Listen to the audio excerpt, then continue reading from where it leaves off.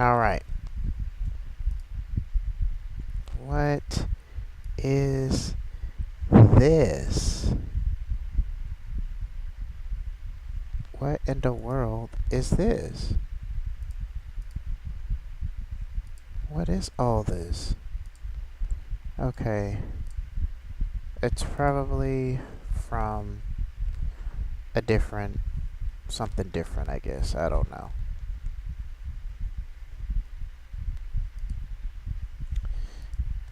Okay, let me just lower this down. And we are going to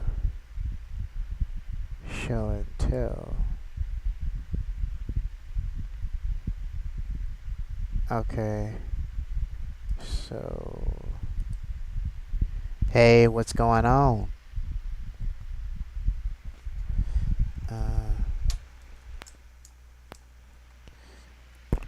What's going on? What's up, Danielle? What's going on, man? Hope you guys can hear me very clearly. Okay, let's see. Application would be... I don't see it. And, okay, sure. Alright, so we got YouTube. Okay, we got YouTube. Okay, let me start something here before we get started. If you guys come into the chat, please respect one another and please do not spam the chat and treat everybody with respect. That's all I ask. If you have any crazy or goofy questions, please keep them to yourself. Or go to another channel. There are plenty of channels that you can do that from. So when you come into the chat, I need you to act like a responsible adult. That's all I ask.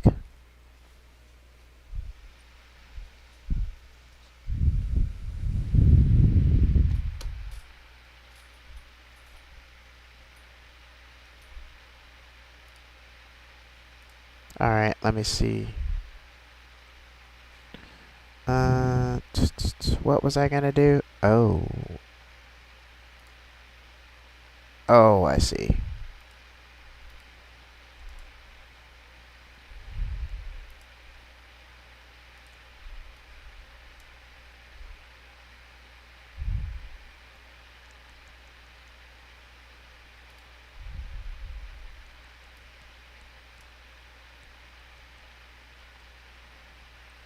Alright, let's see. That's that. I need to do something with these tags here.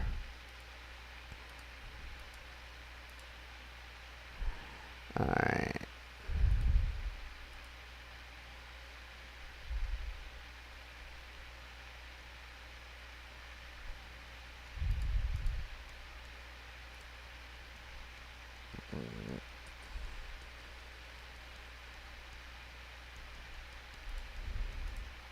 Put this on basic.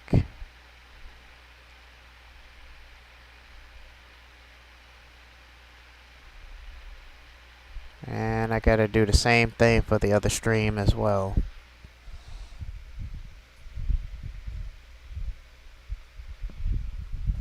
I don't know if I'll be able to. Let me see if I can change this over.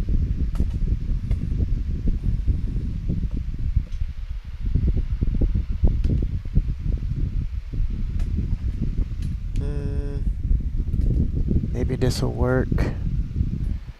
Alright. Maybe not.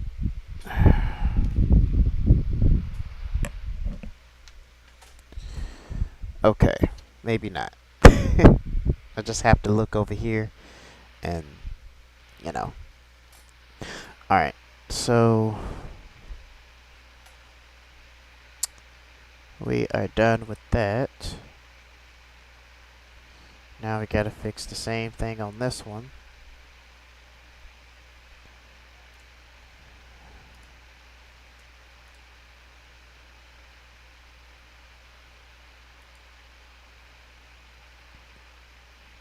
Alright, let's go down here. No. And we will put this in here. That will be it. I'm gonna also make this basic. Alright. Okay. Now, we're going to fix something here.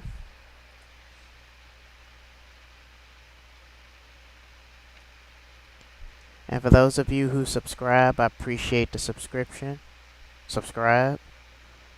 I appreciate it. And what was the...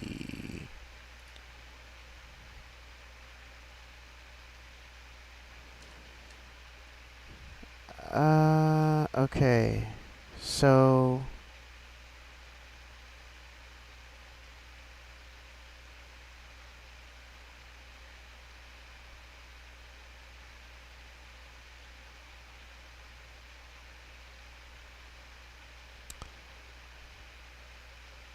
okay, so we're gonna try...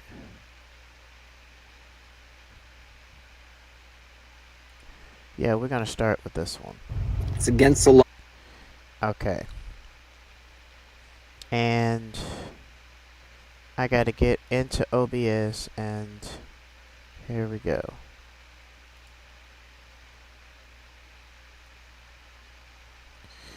Actually, I don't want that to be... I didn't want that to be played. I wanted...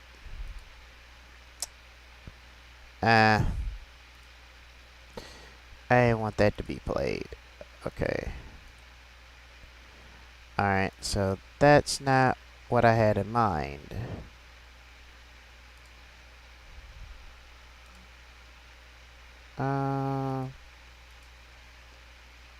Yeah, this is not what I had in mind.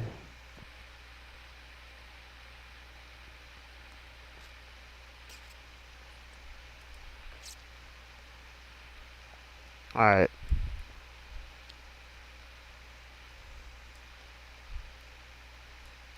Because this is not what I had in mind. Okay, we're gonna have to try something else here. Okay. So I want this to be... okay, so let me do this. Oh yeah, I can't do it with that one. Oh, that's not good. Okay, so here's what we can do here. Okay, we're gonna do this show and tell here, and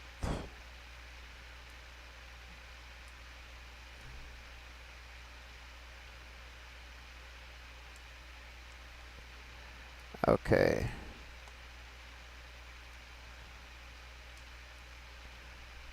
This is crazy.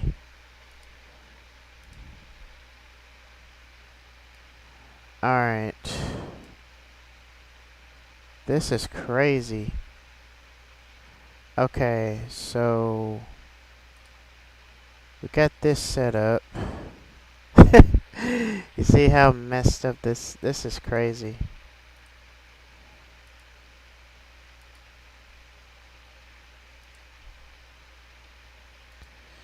So here's what we're gonna do. I'm gonna stop sharing this for a bit, and I'm gonna fix this. Okay, we're gonna remove this, and we're gonna keep this, we're gonna keep this, but this, and I think this right here, gonna get rid of this. And give me 1 second, guys. Alright, let me see. We're gonna start a capture. Oh, nope, nope. We're gonna start a screen capture.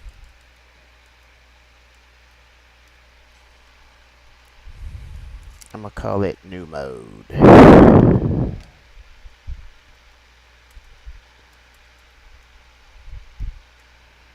Okay, we're gonna do this. Capture. We're gonna do YouTube. This is crazy. And then you can't even. Alright, let me see.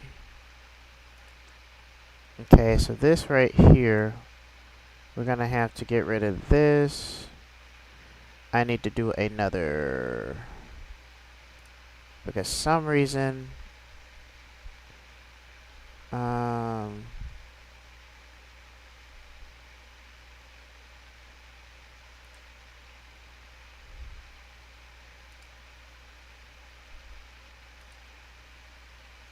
okay, let me see.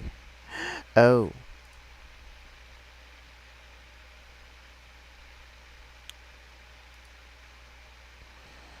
Okay, let me see. Like pro camera 30. And I'm taking this. Oops. Let me see. That might be options. There we go.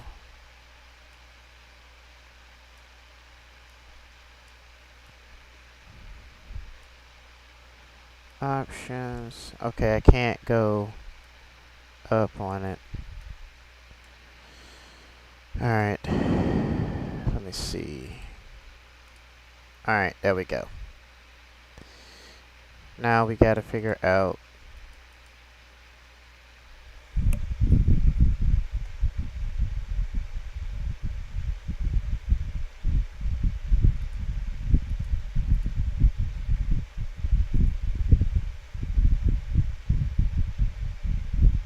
alright.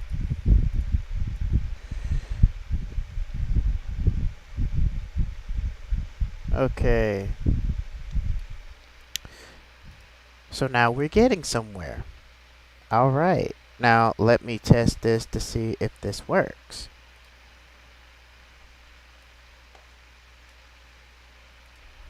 In Alabama now to be homeless. Your options are to be jailed.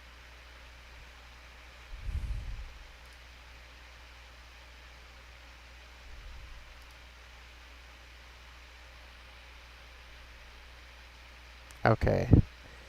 So for this one, we're going to add a color to it. I'm gonna customize this as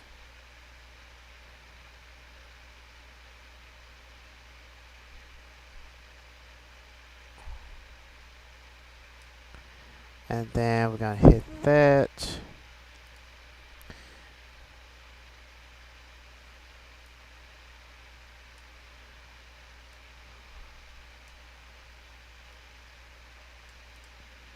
Alright, sorry about this, guys.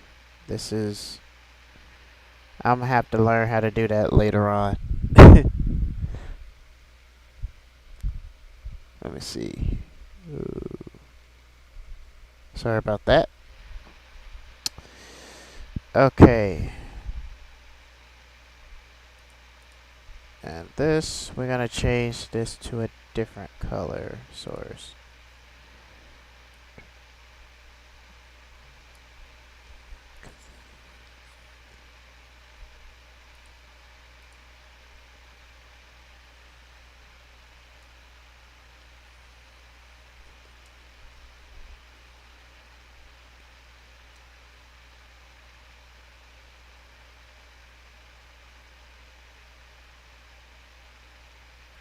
Yeah. All right. Sorry about that, guys. I had to do some maneuvers. I'll probably play around with it after the stream. All right. And and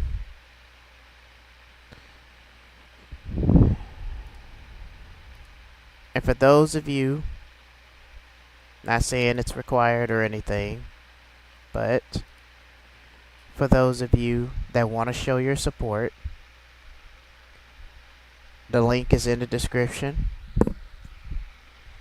and you can donate to me in Cash App, or you can buy one of my merch. You're not required to do that. Be nice if you did, but it's just the support link is there in case if people want to show their support.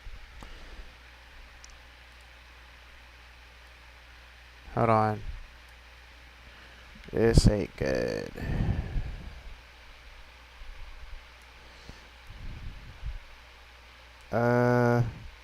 Well, and also,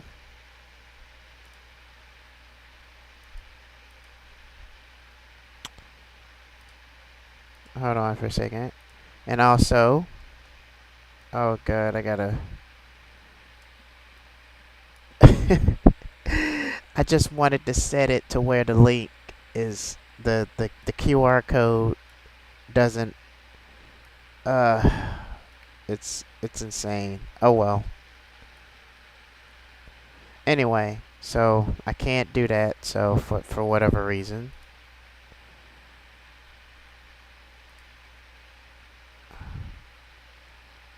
But anyway, um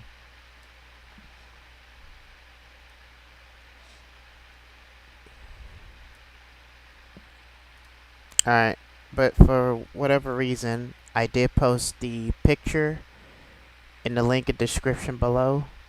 Not below, but in the post on my YouTube post. So it does work. So all you gotta do is scan your phone, and it'll take you to the links to my store. It'll take you to the links to my store. You click on the T Public. That's where I have most of my merchandise in, and it'll take you from there. All right. So basically, we have this YouTuber here, and she does videos on different let me just move up a little bit. She does videos on different people having a hard time in America. And most of these posts come from, as you know, from TikTok. So we're gonna dive in, and I'm gonna do what I usually do, rant and review, and give my commentary on it, pretty much. Alright, let's start. Or treatment, which you pay out of pocket for. Can you guys hear that? Let me know in the chat.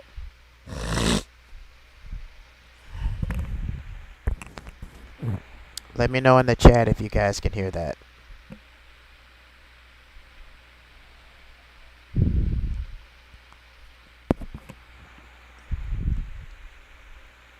Can you guys hear the volume in the background?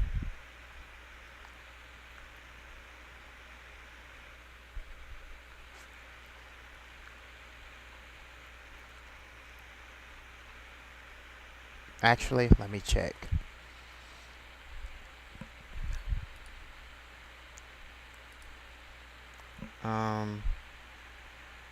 I can't do it now.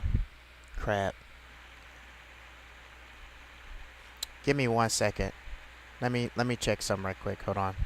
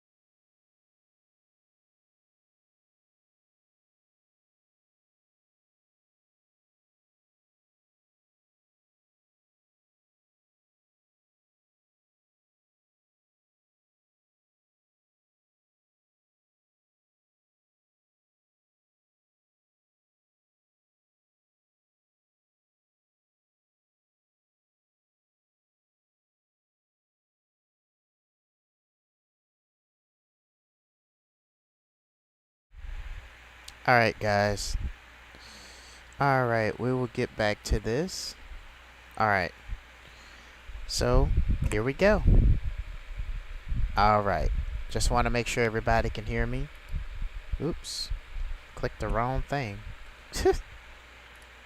That, and here we go.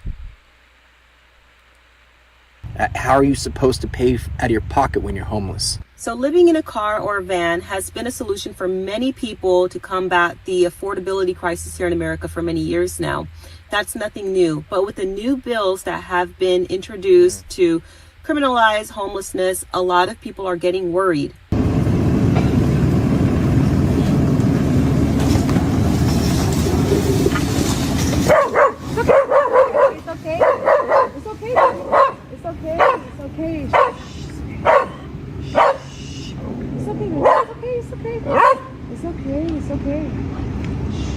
That is crazy. That is really crazy.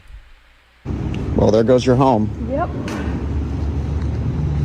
And again, they offered no other type of resources, no shelter, nothing. Nothing. They just pulled us over as soon as it hit 8 o'clock. And when we were already on the way to go, like we were already in the car ready to go, like everything was ready to go. If they just waited 1 minute, we could have been out of here. And all your belongings in the RV are now on a sidewalk. Yeah. With your beautiful dog. Yes. That is crazy.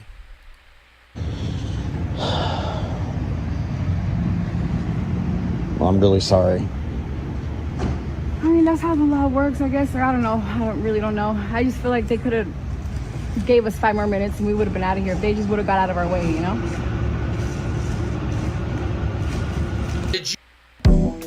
Hold on, guys.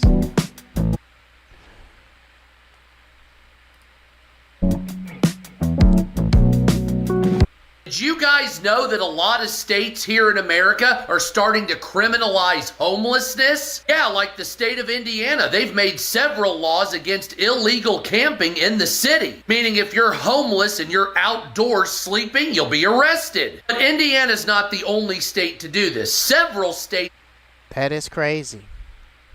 So apparently there's a law that's been passed that you're not allowed to sleep on the streets anymore. Not even so much as in public. And if you're caught doing that, you get arrested. Especially if you, and that includes parking your car in places you shouldn't. If you're parking your car at the gas station, at a truck gas station, and if the manager sees that you're overnight parking, that also causes problems. And the thing is, it's like, I know this because I used to sleep in my car for 6 years. Went from hotel to sleeping in my car for 6 years.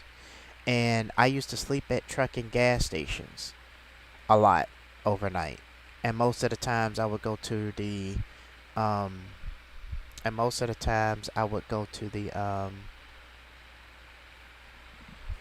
on for a second. And most of the times I would go to the rest area, because that was like the only place that I can actually rest without worrying of, you know, getting someone knocking on my door and stuff like that. So it's happening in Alabama, it's happening in mostly the southern states, and I wouldn't be surprised if it happens here in Alaska, but more than less, probably never gonna happen. Across the country, they don't want homeless people even being seen in public, so they just want to criminalize it and throw them in jail. You can't afford life, so time to go to jail. You, let's start making license plates. Oh, did you also know states that are criminalizing homelessness have also reduced money going to food banks? And most of those states that have cut those programs and criminalized homelessness have also cut funding for food stamps and made it more difficult to get food stamps. Here you go. That is true. It's crazy. The Senate Bill 285, which makes it illegal for you to camp, live in your vehicle anywhere on or near public land. Also, here you go. This is where X amount of dollars in the billions has been cut out of the Indiana budget that was set aside for food pantries, for poor people, for children, for the elderly, for veterans. Making homelessness illegal in a country whose minimum wage is $7.25 with a median rent of $1,400 is evil. Scottsdale has an ordinance that allows police to relocate homeless people from Scottsdale and into Phoenix. And now, thanks to Phoenix City Council, you can literally be punished for helping them. Phoenix, Arizona is now regulating who's allowed to give food, water, or medical care to homeless people in triple-digit heat. Yesterday, on May 6th, Phoenix City Council passed an ordinance requiring city-issued permits for people to distribute food or provide non-emergency medical care in public parks. That goes into effect on June 5th, literally right as Arizona is entering peak summer heat. Phoenix already experiences some of the highest heat-related death rates in the country. Every single summer, people die from heat exposure here, especially. And that goes to show you that this country don't care about the people that live here. And it really kind of, and see, this is the kind of thing that I'm talking about. Because, you know, when people talk about leaving America to go find better life elsewhere, instead of them looking at it for what it is and understanding that you're living in a country where your government, nobody cares about you. You just work, pay your bills until the day you die. And if you don't pay in full, or if you don't do the things that you're supposed to do, you get penalized for it. So now they're penalizing homeless people from sleeping out on the streets or in their cars when they have nowhere else to go. I wouldn't be surprised if this happened all over the states, because there's so many bills that has been passed by through the Supreme Court, and it's been bills that all those plates that Donald Trump signed that was pushed back, now it's starting to take an effect. Y'all remember that video when Donald Trump first got elected? I think it was before or after he got elected. He was signing off those books with a marker. He was signing off of them. That's what this is all about. All the changes came behind all of those bills that he signed off, that he passed off. And see, the thing is, what people don't realize is these presidents are puppets. You know, they have to do according to what the Congress wants them to do. And it just amazes me how a lot of Americans, especially the comments that I get, especially on YouTube shorts, you know, they're saying, well, what's keeping you here? If you hate it so much, why are you still here? But they're forgetting the fact that you're living in a crazy society right now. You're living in a society where things are going to get even worse. And my thing is, it's already getting worse, and 2027 haven't even came around yet. We still in the middle of 2026.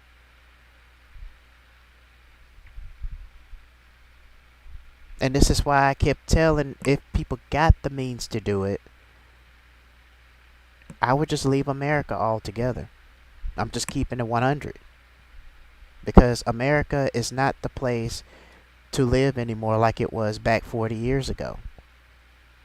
This place is only for people who have the big pockets and the poor. And pockets, and that's it. So either you're rich or you're poor. No more middle class. Barely any working class. And what's worse is the foreigners that were here that was working, they sent them back to where they came from. Got the ISIS troop dragging them out of their homes. So it's just making things worse. Considering you still got layoffs and people losing their jobs in 2026. And it's been happening throughout almost the entire year. But you have Americans that don't care. They just want to get their share. And if they can't get what they want, they stab the next guy to get what they want. This is sad. And a lot of people that live in this country don't even really care about what goes on in their own country. Because a lot of people have a selective hearing. They hear what they want to hear. If they hear something like, we're going to get a pay increase or some kind of award that involves money and cushion, they're all ears for it. But when it comes to stuff that they don't want to hear, they just tune out. You know? And right now, everybody is having a hard time. Everybody is struggling. And the rich people, the rich people ain't staying in this country. They taking their money elsewhere. They're taking their business elsewhere. They're probably somewhere in Thailand, probably somewhere in Africa, somewhere in a third world country where they can afford to live, and not even in the U.S. You even got big time YouTubers. They're not staying here in the U.S. They starting to get their money, sell their house, and keep going. Think about it. Like, you got YouTubers like Trend Genius that's talking about The Chosen One. Shout out the Trend. You got people like MTR and all these other YouTubers. They're leaving. I know one day you walk outside, every day you see an airplane flying across the sky. People are leaving. And not to mention, in other countries, if you are working remotely, like doing YouTube and stuff like that, guess what? They got visas in other countries, especially the Philippines, Thailand, Vietnam, and other places. They got visas in place for people who are working remotely that are claimed as digital nomads or expats. And you can stay in that country as long as you want. Of course, you got to renew your visa, all that stuff. But it's crazy. There are some countries that will literally pay you and finance you just to start a new life in their own country. Greenland is one of them. Now, I'm not saying that you have to leave America and go to another country.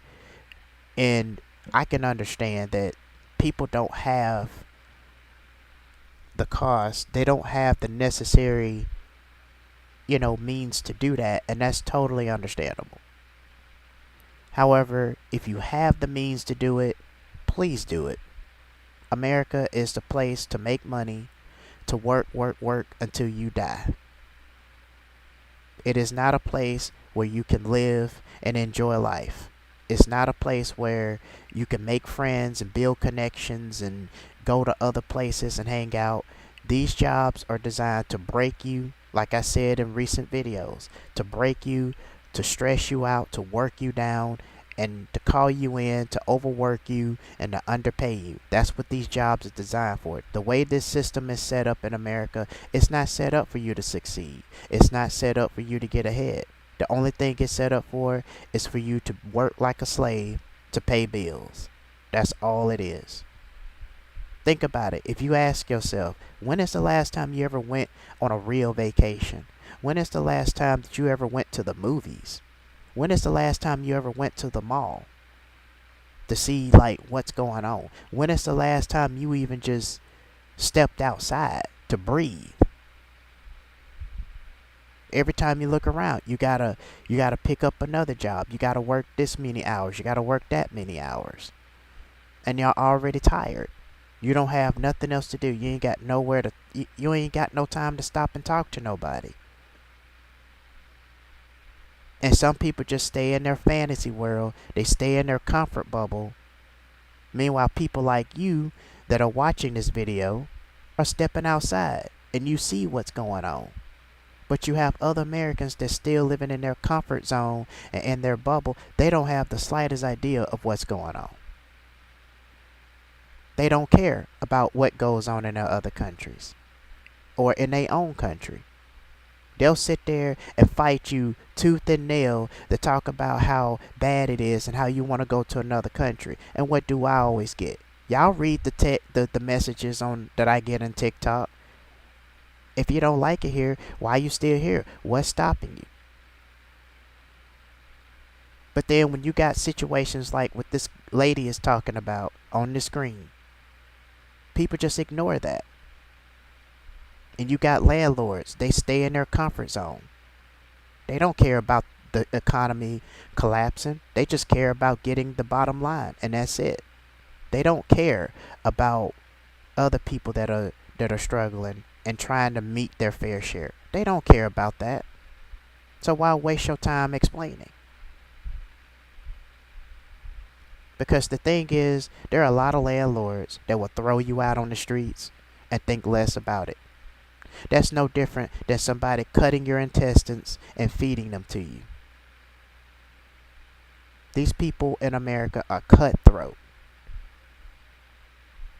And at this point, it ain't even really about race anymore. It's really about, if you don't have what I want, then you're not qualified. That's what it is. You're living in a country where people are chewing you and spitting you out. They're throwing you in the trash, walking all over you like a torn or worn out piece of paper. They don't care about you. This is what America has gotten to. America in 2026 is not the America that you no longer or used to know anymore. It's all about me, and that's it. Nobody cares about nobody else anymore. And yet they want to turn around and give you advice and tell you what you should do, as if they're trying to map out your life and what you're trying to do. But then when you say something, all hell breaks loose. You try to tell them something. If you tell them that a wave is coming, they're going to think you crazy. Then when the wave hit, they wish they'd have listened. But then it'll be at the last minute. You try to communicate with people. You try to tell them something. Then the next day, they act like you ain't tell them nothing. That's crazy. Everybody is going crazy in this country. And sooner or later, it's going to get so bad to the point where you're going to be running out of food. A lot of stuff that's going to be going out of stock, it's going to be slowly going out of stock. What is everybody going to do? And grocery stores are really going to be in trouble.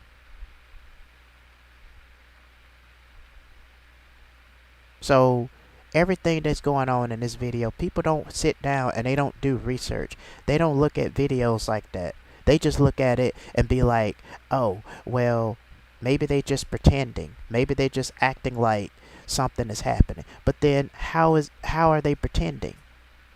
You just saw this lady trailer just got towed off. That lady didn't even get a chance to get all her stuff on the trailer. Or RV or whatever. These people are not giving you no time whatsoever to do anything. If you don't have it, we don't want you here. And then you go to jail for being homeless. So it's like literally nowhere you can sleep at night. You go to jail for not having nothing. And the government and the systems and all of the programs that's supposed to help people get on their feet is starting to decline. It's starting to go away. Slowly and gradually but surely. So what are you supposed to do in a country where you can't survive, you're priced out of the country, jobs are cutting your hours, people are overworked and underpaid, your mortgage goes up, you're dealing with landlords that don't really care about what goes on, they just care about the bottom line. What else? What else are you supposed to do?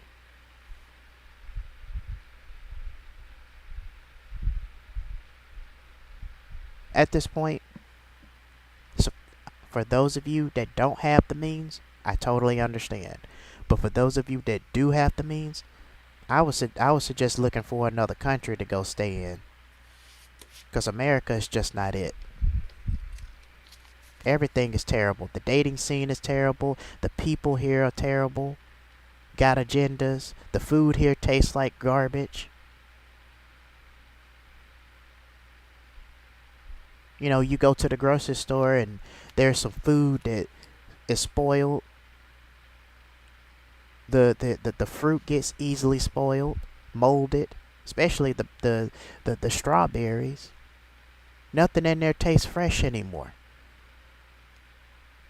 Everything is cloned. Calories are going up. Too much chemicals. Too much sodium nitrite and all other stuff that's going on with this food. People are overweight. They don't want to put any effort to go to the gym. They don't want to do nothing. Think about it. If you go to Planet Fitness, you'll probably see a few ladies in there and some men in there, but you don't see a whole lot of people working out because they don't care. They don't care about they don't care. Here's the thing about America. Americans don't care unless something happens to them. Unless society starts to really affect them, that's when they start caring. But they don't care if nothing is affecting them and if nothing is getting to them. They don't. They don't care at all.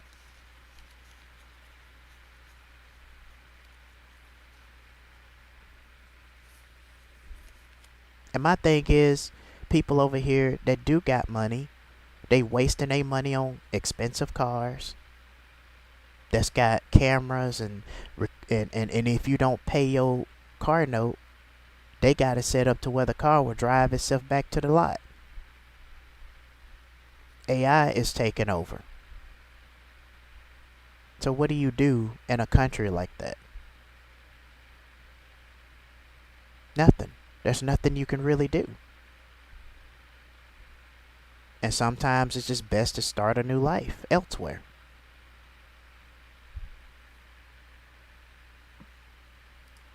Unhoused people. So tell me why, during triple-digit temperatures, the city's priority is limiting access to food, medical treatment, or outreach services. This is about homeless people, but the city will tell you it's about medical waste and public safety. Instead of investing in things like sanitation, cooling stations. You know, it's funny that a lot of Americans,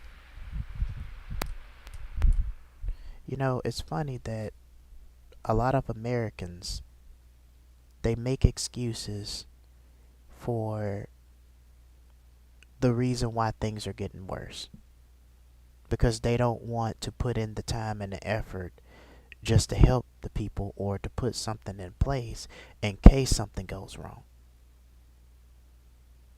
And that should tell you right there that this country don't care about you. The people in this country don't care about you. It is pretty much survival of the fittest. Work like a slave because America is nothing but a corporation. If you ain't got it, you ain't passing. That's the way it works now. And it's really sad, but that's just the way it works in this system now. Housing, addiction treatment, and mental health resources, they're putting restrictions on mutual aid and community outreach. The ordinance limits permits to only 2 per park per month. Medical treatment has to happen inside enclosed tents or vehicles in designated areas instead of open spaces. And violations can become a Class 1 misdemeanor. If you're unhoused in the state of Louisiana, you now have 2 options. If you don't know, the Senate just passed House Bill 211. What this bill does, you can be placed in a mandatory treatment facility or placed in jail, or what they're describing as a government-sanctioned encampment. If a person is detained by law enforcement under this bill, where do they take them? Where are they going? To a designated public encampment area, a place that it is legally defined where you can... ...to perform supervised work for a section in this bill that mandates the unpaid labor part. In section 5385 C4B, it says the court may order the defendant to perform supervised work for the benefit of the community in lieu of paying all or part of the costs relating to his treatment and supervision. It reminds me of vagrancy laws that happened right after the Civil War that later became known as convict leasing. Now, I don't think it's going to stop people from living in their vehicle. I really don't, because it is just right at the gym. When I first started living in my car, and she's right. You know, it's not going to stop people from living in their cars. It's not going to stop people from getting an RV to park somewhere to live. It's not going to stop people. Just like in the same way, it's not going to stop Americans for working on their own cars. No matter what has been passed, it's not going to stop them. They're going to keep working on their cars, and they're going to keep, you know, because back in the old days, men used to work on their cars, fix their transmission, fix the motor, do the oil change replace tires. You know, you used to, back then you used to be allowed to work on your cars. Know what oil to pick. Take good care of your car.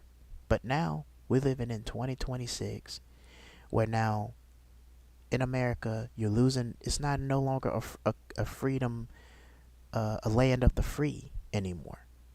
America is gradually taking rights away from having American people to do the things that they're free to do. You know, if you own your car, you paid a note on it, then you have every right to work on it. So now they're trying to ban people from homelessness. It's crazy. It's getting worse, guys. It's getting worse.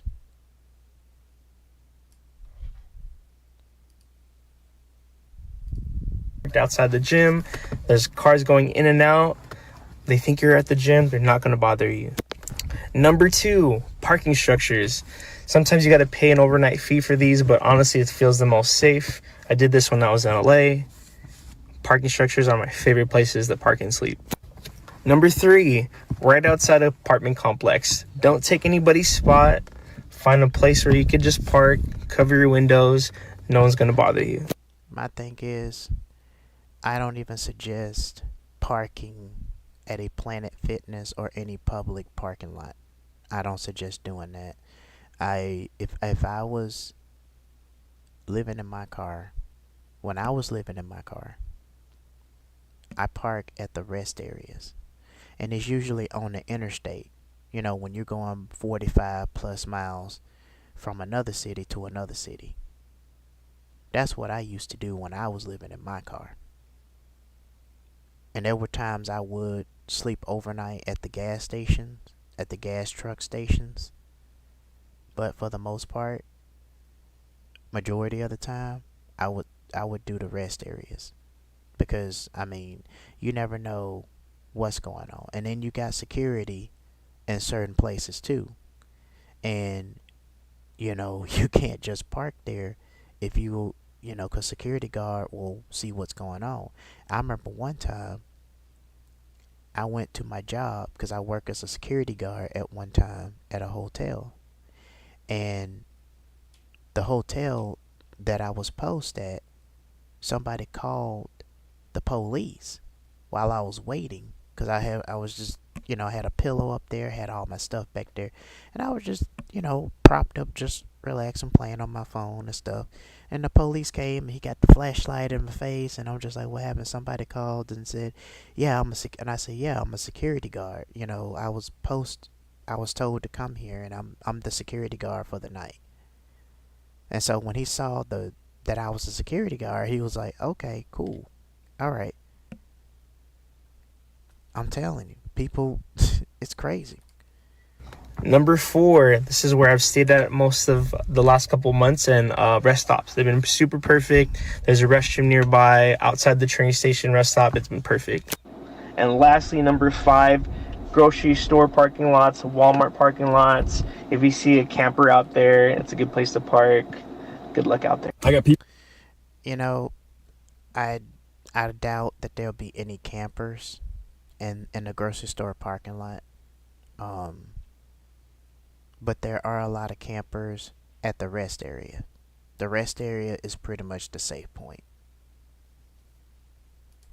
Asking me all the time, like, yo, bro, why are you living in your car? Why won't you do something to get out of that situation? And I'm like, look around. We live in a world that's ran and controlled by psychopaths that lie, cheat, and steal on a regular basis. Everybody who's trying to do the right thing is miserable. I don't want to be miserable. We got one shot at this life as far as we know, and I'd rather be happy. And to me, happiness is freedom. And if that means living in my car up in the mountains of Arizona, then so be it. And I'll continue facing whatever struggles I have to face in order to get by and survive. But I'd rather be doing this than what I used to be doing, living in a city, working for someone else, paying way too much just to live in general. No, thank you. Exactly. And you already, you see? Like, I had somebody say, well, maybe they're just pretending. Does this seem like this man is pretending? I mean, why would he pretend and fake about something like this? Why would he pretend on something like this?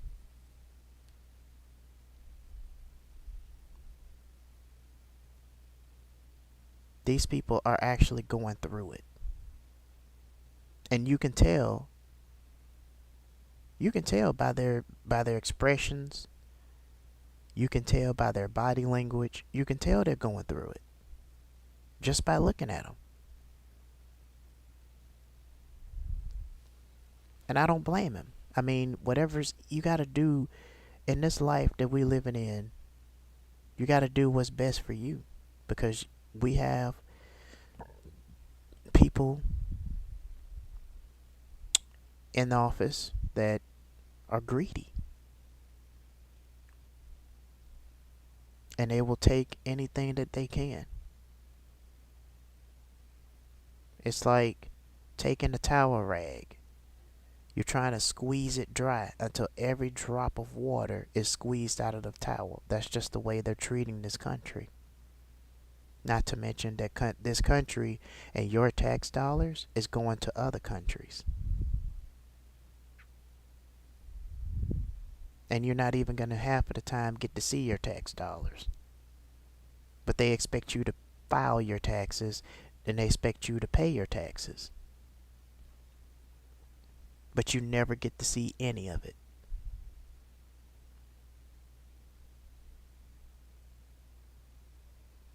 And this is why I say so much, if you can have the means to do it, get out of America. America is not home anymore. So y'all, this is my bed. This is what I sleep in. Been living in it for the last year. Then we have my power station, my little fan. Just chilling in the parking lot. Y'all, I am a homeless 25-year-old mom with 3 kids, and I've been homeless since December. And a lot of people keep asking, like, how and why. And truth of the reality is, whenever you don't have a backup plan and you don't have no family and you're young, it is very hard whenever you become homeless to get back on your feet. I'm in a shelter, and I just got my EBT card maybe like 2 weeks ago, and I still am yet to get any type of food assistance or cash assistance or anything. I've been sleeping under a lot of bridges lately. The best part isn't even the privacy though. Like, sure, nobody's gonna be coming down here in the middle of Iowa and seeing my tent under this bridge. The best part isn't even the fact that I stay dry in the rain. The best part is sitting on top of the bridge and watching the sunset, knowing I have a spot to sleep when it's all said and done. Why would I pay for a campground when this is free?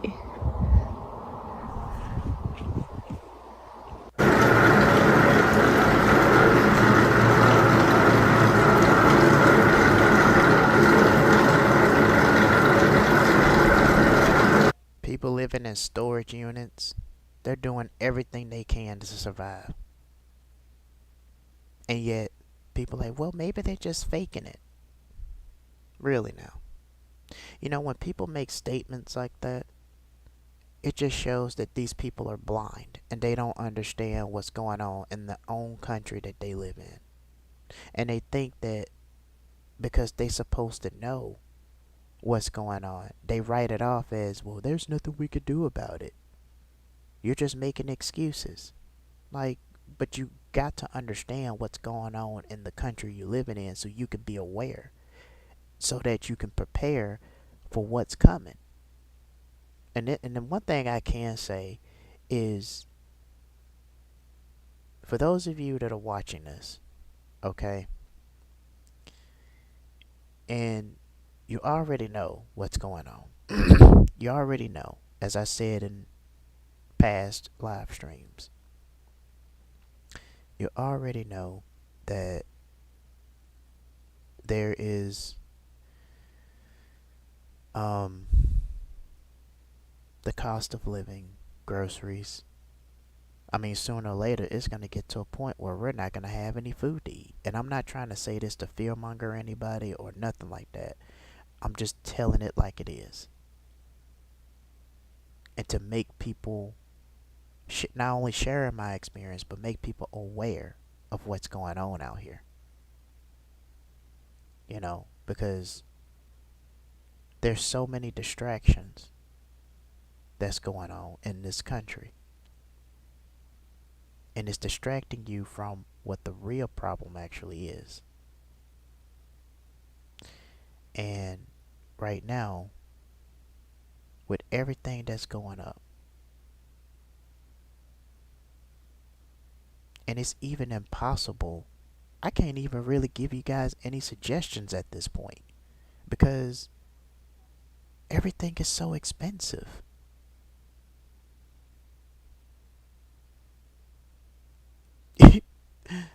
Everything is so expensive. I just really thought about it. I can't even give no suggestions whatsoever.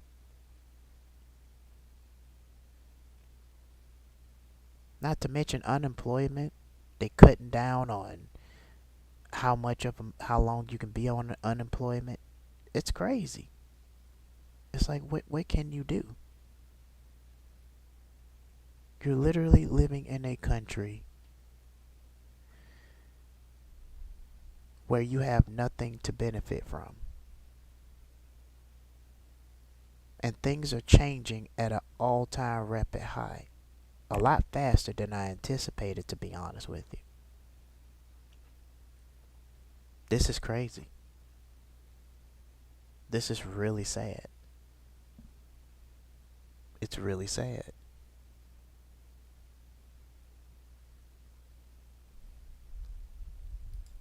This is my nighttime routine as a homeless person that's currently living in their car. And I just recently bought a dog bed so I can sleep on it. Okay, you guys, I just got done with my first day at work as a laser technician. So let's go ahead and start our cleaning duties. I've already sterilized the pencils. And then they go in here. Perfect. Laser goggles. Let's go in here.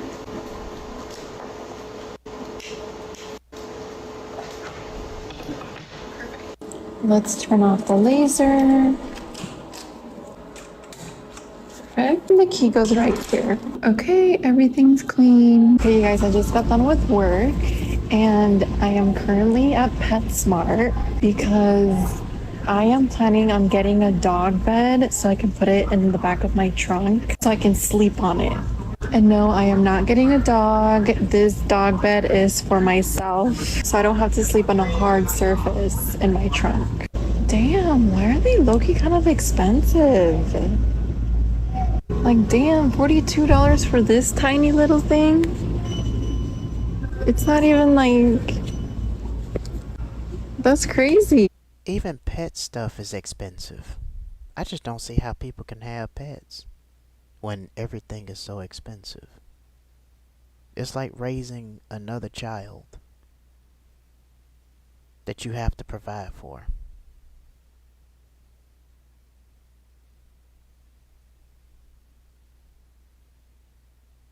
This is insane.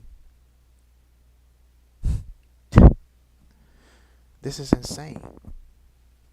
Not that it surprises me, but this lady is getting a dog. She's getting a dog bed to use it to sleep inside of her car. This is crazy. It's getting worse. A lot worse than ever. Okay, hold up. This one seems kind of nice. It's very comfy and cushiony. Let me move this. You guys, I think we found the winner. This one is big enough and it's only $29. And I think I'm taking this one because I don't need something too big. I just need something for my back. My back is starting to hurt. Okay, I got the goods for myself, for my trunk, so I can sleep more comfortable. I love creating. I just don't love being on camera. So instead of changing who I am... Get in there. Get in there. Perfect. Just got inside the gym. Let's do our nighttime routine. It's really heartbreaking to watch how people are living nowadays because of the cost of living. Yeah, it is. You're definitely right. It is. And, you know, and I noticed that there are a lot of pets that's going astray. They're just letting their pets go. I noticed that. Yeah. They're leaving them there because they can't afford it. You got more people more than ever that are selling their pets just to get rid of them because they can't even provide for them anymore. My thing is, instead of them leaving it in random places, what they should do is take them somewhere to where they can just take them to a resource shelter to where, you know, they can leave them there and then find somebody else that will take care of them. But at this point, getting a pet at this point is out of the question. But yeah, it's a lot of stray cats and dogs everywhere. They can't afford them. You got to get there, you know, considering the maintenance that you got to deal with when it comes to having one. It's too much.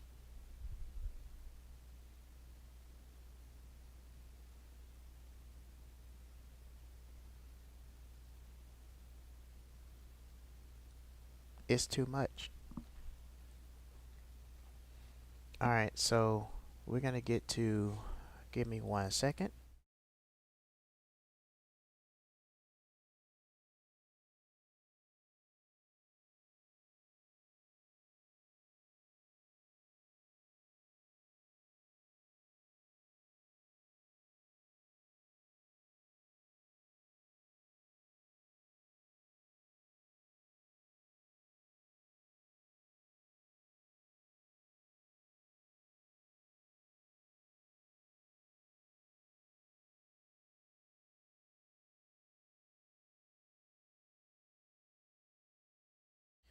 Alright, we got another video. And her name is Christine Grace Smith. So this video is basically about how girlfriend, she does videos with random TikTok videos, the same as the other lady. The only difference is she's doing the ones where a guy is playing video games and it's just something about how women don't like it when men are playing video games. So let's dive deep into this. We're just gonna skip. I'm just gonna skip through this. Hold on. Doesn't seem like a healthy relationship, does it? Are you kidding me? Every goddamn night! I mean, you're not even in the same room as him. What's the problem? I told my boyfriend, hey, because I've had a couple, and he said, oh, one more game of League.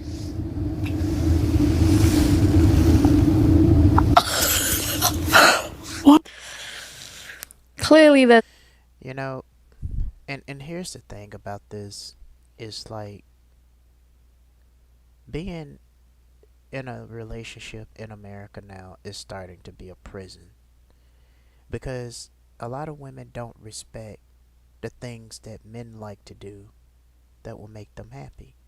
I mean, if you got women that are getting on TikTok, they're constantly posting selfies, and they got the simps and the people that's looking for Scooby snacks that are drooling in the comment section. And yet, when a man finds something that he enjoys doing, just some time to himself to enjoy, you know, he can't enjoy it.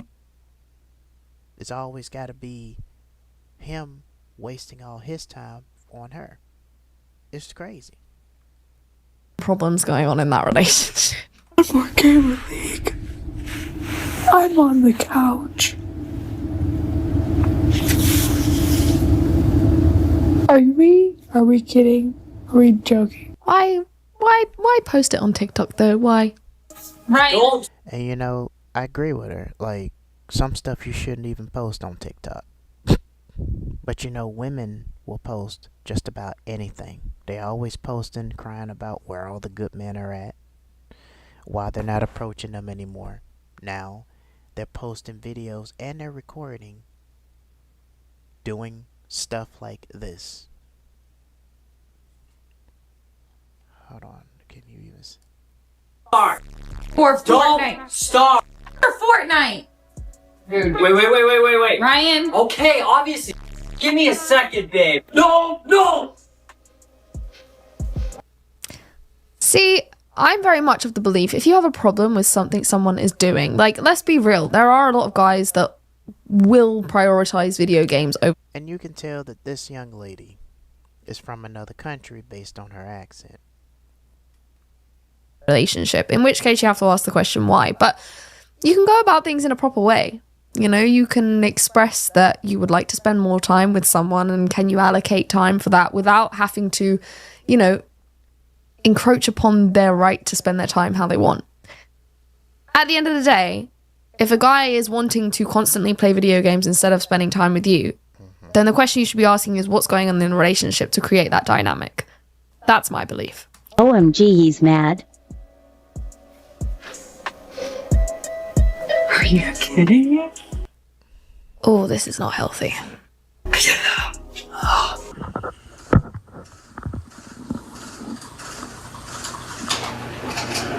Whoa. What are you doing? Now that's really not necessary. And the fact that she's sitting here recording this,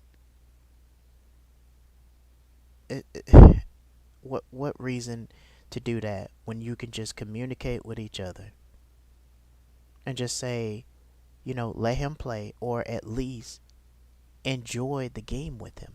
Be interested in what he likes. Say, hey, what kind of game is this? Or, hey, can I play? But instead of them trying to understand their man more, trying to get involved with what they're doing and doing things as a couple, she does stuff like women does stuff like this.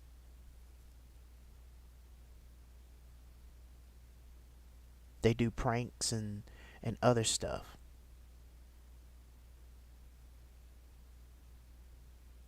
And they wonder why a lot of the men in this country are checking out.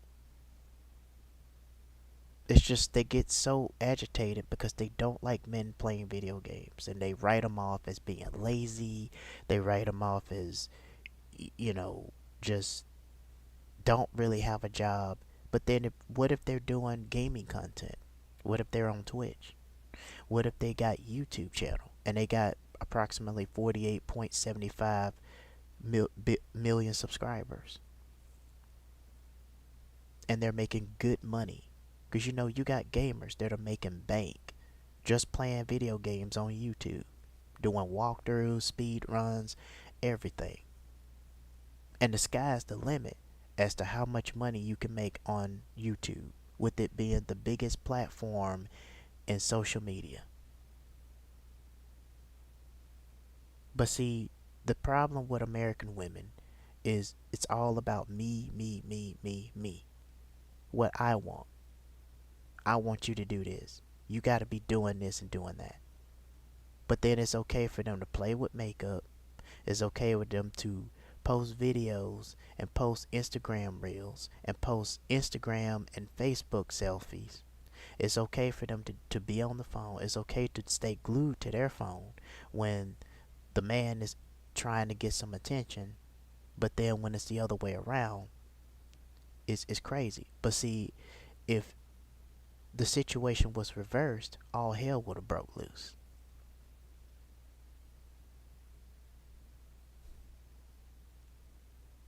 This is why it's always pretty much good for us men to be single.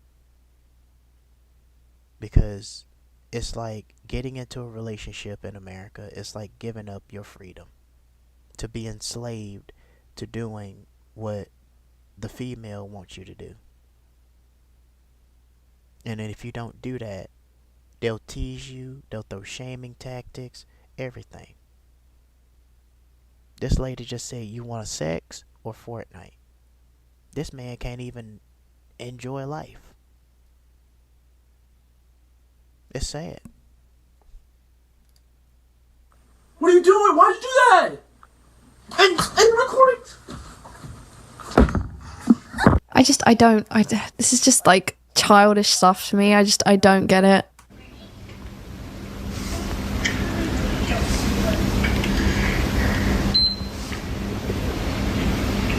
You see that, right?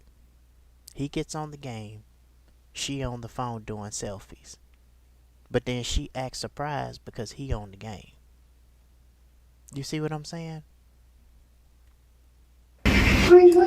You're sat at that point, you're sat there on your phone doing your own thing anyway. What is the problem? See what I'm saying? This is crazy.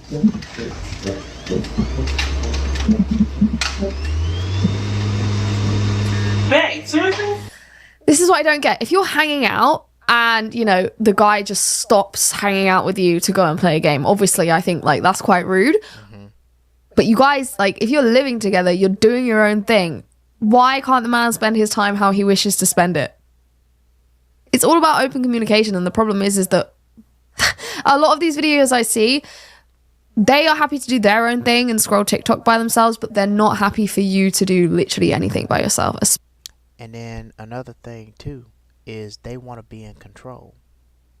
It's no different than if you stand in your mama's house and you're just relaxing in your room, probably watching some TV, watching Cartoon Network or Nickelodeon or whatever. And your mother comes up to you and tells you, hey, I need you to take the trash out. Hey, I need you to go mow that lawn. Hey, I need you to go weed eat the backyard. Hey, I need you to go downstairs and wash my clothes. Hey, I need you to go straighten up the shoes in my closet. Hey, I need you to go hang up, clean out my closet right quick. I need you to go scrub my shower down, up and down, and my bathroom out. Did you clean that tub last night? Okay, I need you to go clean them dishes up back there. Alright, I need you to go take the dogs out. And make sure they got water, and make sure everything is cleaned out, make sure they got what they need.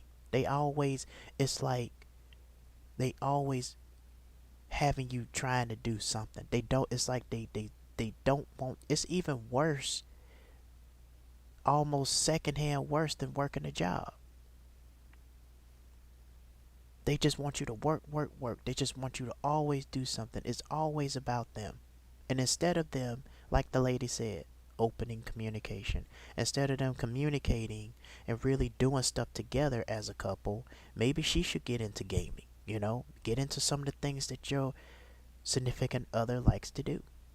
Try to understand it, try to play with him. But instead of them doing that, she wants him to go watch a movie. I've seen this before, so that's how I know all of this. But she wants him to do something else.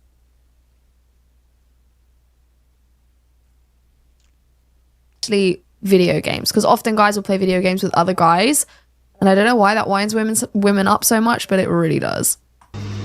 What? You want to play the game? I thought you watched the movie. Babe, how you gonna buy me the PS5 and not want me to play? But you always want to play it. You never want to watch the TV. My thing is, if you bought this man a PlayStation 5 and you don't want him to play it, why would you buy it in the first place? You could have bought him something else. I don't get it. Why would you buy a PlayStation and what is it supposed to do? Sit there and collect dust? This is crazy. These women are crazy.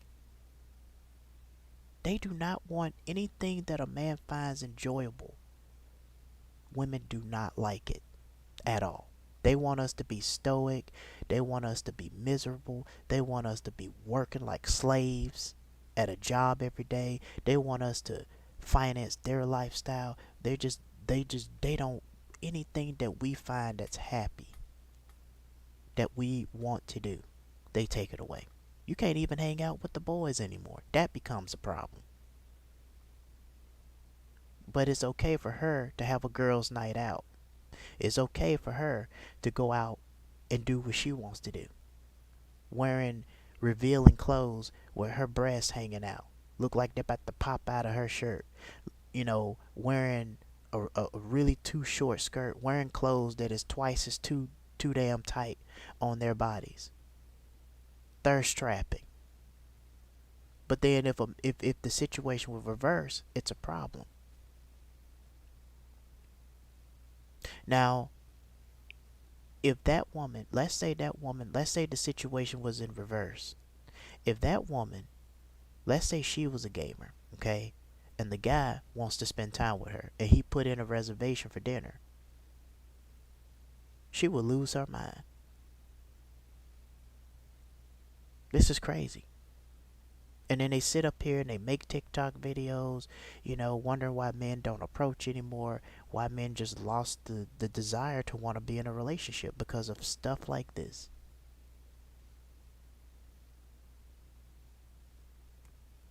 I barely play it because I'm always watching TV. You always playing it. Every time my brother calls, he trying to play it with you. Babe, you just got me the PS5 for Christmas. Yeah, but you play. That's all you want to do when you're home. Babe. What? Okay, I'm coming. Let's get. See what I'm saying? You can't do anything. You can't have fun with these women around. You can't even have a girlfriend or have somebody in your life and then enjoy the things that you do. Cause she don't support nothing. If it ain't supporting her and her only, she don't agree with it. She don't want you doing it. You can't do nothing. Just coming off right off the bat at number one, playing video games for 3+ hours. If you are above the age of 23, and that man, and here's the thing about playing video games 3+ hours. Okay, you got streamers. People get on Twitch. They you know, it's like us men, we need something that can give us a break from reality. If they don't want, a lot of these guys that don't have hobbies like that, the majority of them are constantly out on the streets. They're constantly throwing chairs and causing problems. It's always something going on.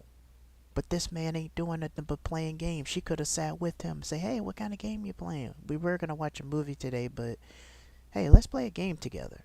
They don't do stuff like that. But if you go to another country and you play the game and you just communicate, hey, babe,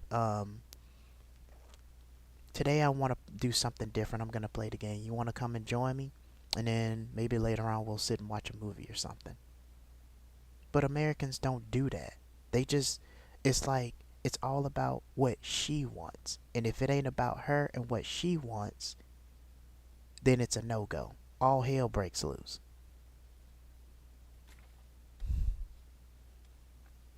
So I'm just telling you, like, it ain't even worth getting into a relationship no more. are sitting down playing video games for 3+ hours a night, find something else to do, please. The next one's huge for me. When boys wear that huge headset while playing video games, specifically the green one with the little microphone right here that's like, welcome to McDonald's, you guys know what I'm talking about. I hate that thing. It looks like you're literally like in a spaceship. Putting this much energy into something that you hate is going to make you a hateful person. It just gives me the ick to the core. And when his Xbox ends up in the bottom of the lake, then whoop-de-do. No more boys' nights for you. It's straight to emasculation. Women love humiliating men online. That's crazy. And that's true.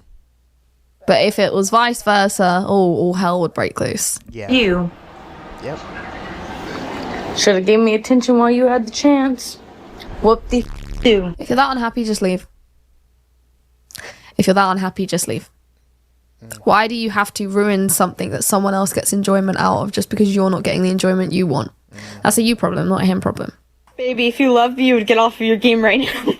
Seriously? Get off your game right now or you don't love me. Started. 3? See, this is kind of ridiculous because she's doing, obviously, whoever this little girl is, she's doing it for a TikTok prank, but come on, man. Like, 2, 1. Like counting down? Like a child? and you know, that's the thing too. These women, they treat men like children.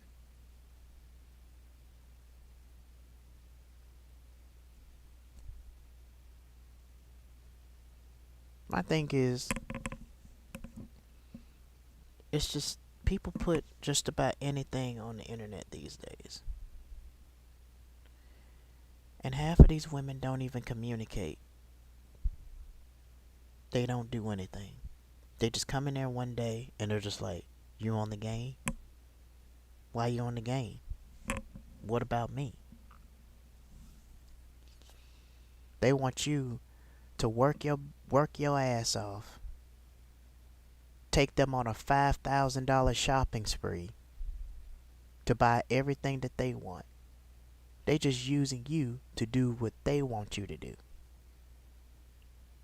You know, you remember in Dragon Ball Z when Frieza was controlling Vegeta and Goku made a statement saying, you are not grieving because our planet was destroyed. You're grieving because he turned you into what he wanted you to be. You never had a chance to be something else. Remember back then in that Frieza saga? When Goku buried Vegeta? That's how these women are. They're trying to mold these men into what they want them to be and what they want them to do. Not even giving them the chance to find something in life that they will enjoy, hopefully to enjoy with her or something else. They just want them to do what they want them to do and control them into the person that they want them to be. That's what these women doing. They're control, emasculating, ultimatums, everything. This is crazy. I don't know why these men put up with this. Hey, you did it! And the thing is some of these guys, some of these good men, I don't know why they put up with this stuff, to be honest with you. I honestly don't. Because if it were me, I'm like, I'm going to play my game, and if you don't like it, you can get the hell out. And don't let the door hit you on the way out. That's just me. Because I'm not going to be controlled by no woman. I'm going to do what I enjoy doing. I play Nintendo Switch all the time. As a matter of fact, when I get off this stream, I'm going to be on TikTok. And I'm going to be playing, I think I'm going to play Pokemon this time. And if you guys want to join, I'll leave the link. Click on the link tree. My TikTok should be in there. I'm not sure. I'll send it in the post after this stream. But, you know, or I might just go on my other channel and play some games. But there's no way a woman is going to control me and tell me what I can and can't do.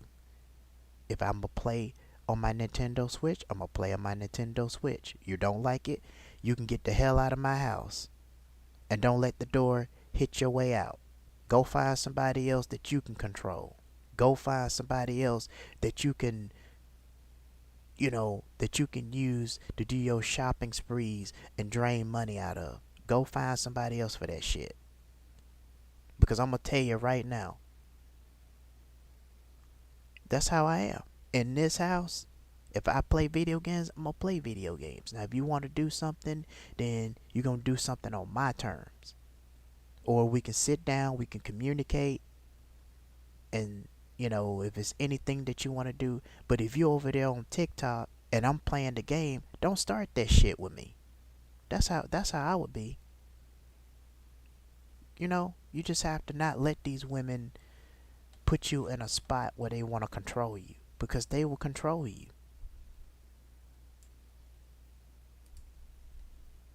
They don't want you to be happy. They want you to be miserable. Hold on for a second. Excuse me for a second. Sorry about that. These women don't want you to be happy. They want you to be miserable. That's crazy. That was not worth it. So for you two, if a guy plays video games, No. that's a big deal breaker. Oh, Let me absolutely. tell you this. Absolutely. I want to tell you this. The way that you feel about men who play video games is the way that men feel about the fact that you guys do. Oh my word. I mean, I don't think it's quite on the same level, but I do know that it is a problem for a lot of women. I'm very much of the perspective, if it's something you do in moderation, I think everything in moderation is good. But like anything, if it gets to the point where it is obsessive, it's taking up a lot of your time, I would make sure that if we're hanging out, it's intentional time. I certainly wouldn't want to be with someone who, when we hang out, you're playing video games instead of spending time with me. So I would make sure I put measures in place so that you have time to do that if that's something you want to do. But when we're together, that's time for us. I'm not going to sit there and say, you can't do this or you can't do that. No, just be intentional and communicate about the things that you want. And this is a lady, and she's from the UK. I just noticed it with the flag over there.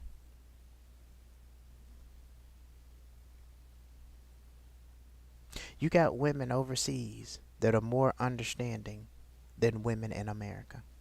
They understand what a man wants. They understand, at least they try to understand their men. They try to work with them. But the women here in America, they don't do that. It's all about them. It's all about what makes them happy. And then your happiness don't exist.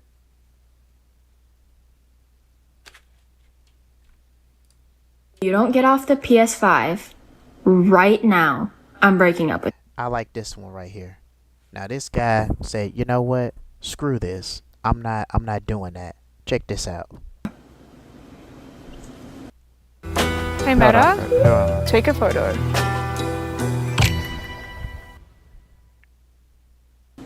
Sorry about that. Let her. That's right.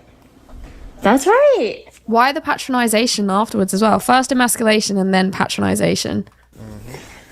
I'm sorry. Are you gonna take me on a date now?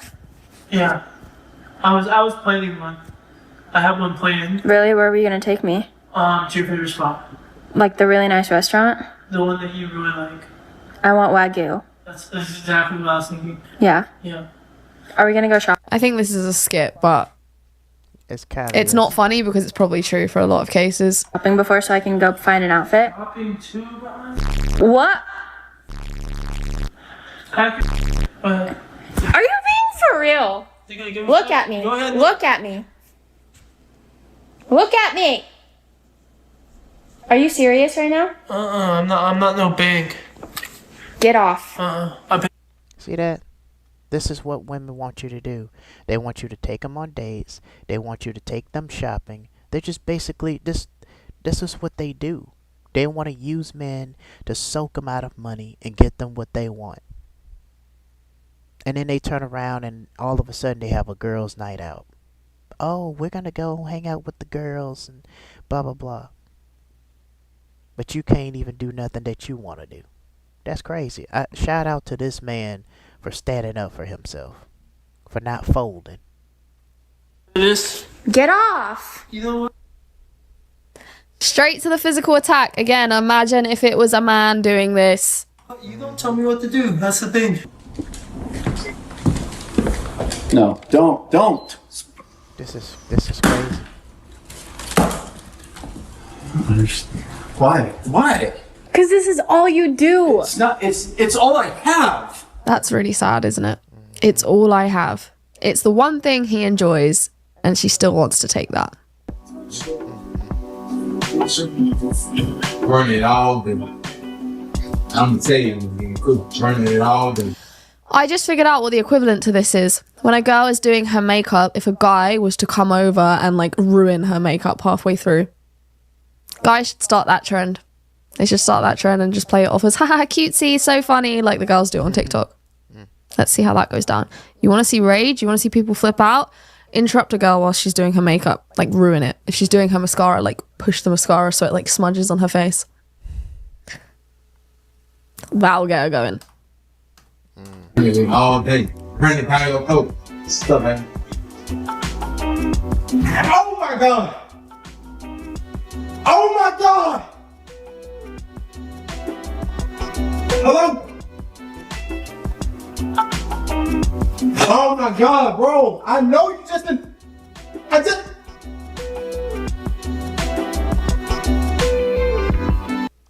I'm telling you, the makeup thing, that is the equivalent. And this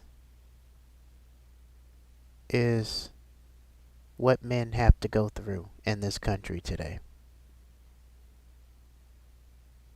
This is one of the reasons why men leave to go find women in other countries that will not behave like this, that will treat them the way that they deserve to be treated. Relationships in America, this is what relationships in America looks like. Too many women are entitled. I mean, this man could have had something on his mind and he just needed something to do to take the breeze off. It's like men cannot have no hobbies in this country, especially when he's in a relationship. He can't have nothing. He's supposed to be stoic. He's supposed to be, doing things or focusing on the female. It's supposed to be all about her and nobody else. This is sad, but this is today's modern relationships. This is it, guys. And this is why I keep saying that all of these women are the same, because they are.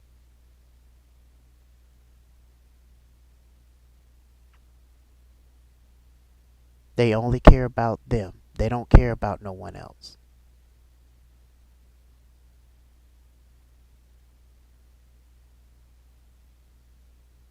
This is insane. These women are insane. And the fact that she's sitting there and recording this.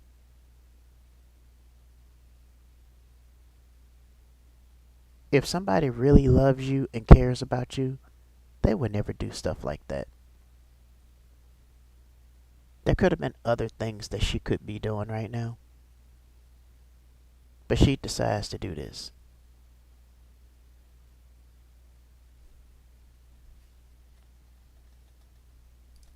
The only hobby that women have is bugging other people. Bugging the guy that they're with. Manipulating men.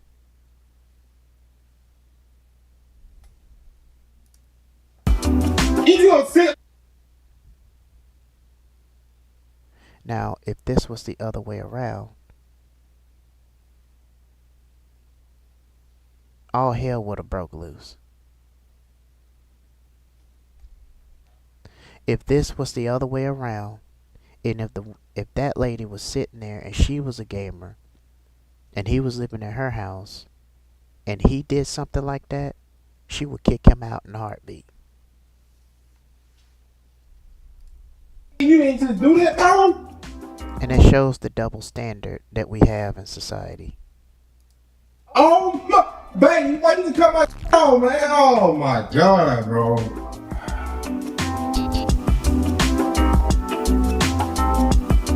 I mean, guys, yeah.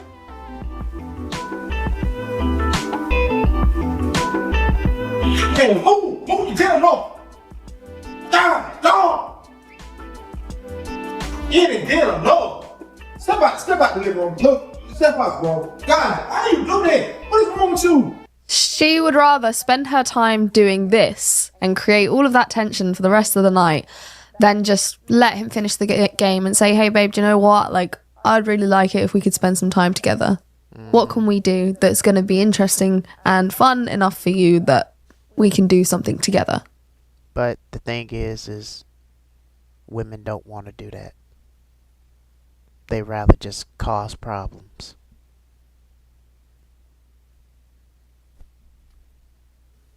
Turning off my husband's PS5 while he's gaming. Nah, dude, see, look, got him. It's the same guy that was capping in the... And you see she's laughing like it's funny. These women are literally humiliating these men.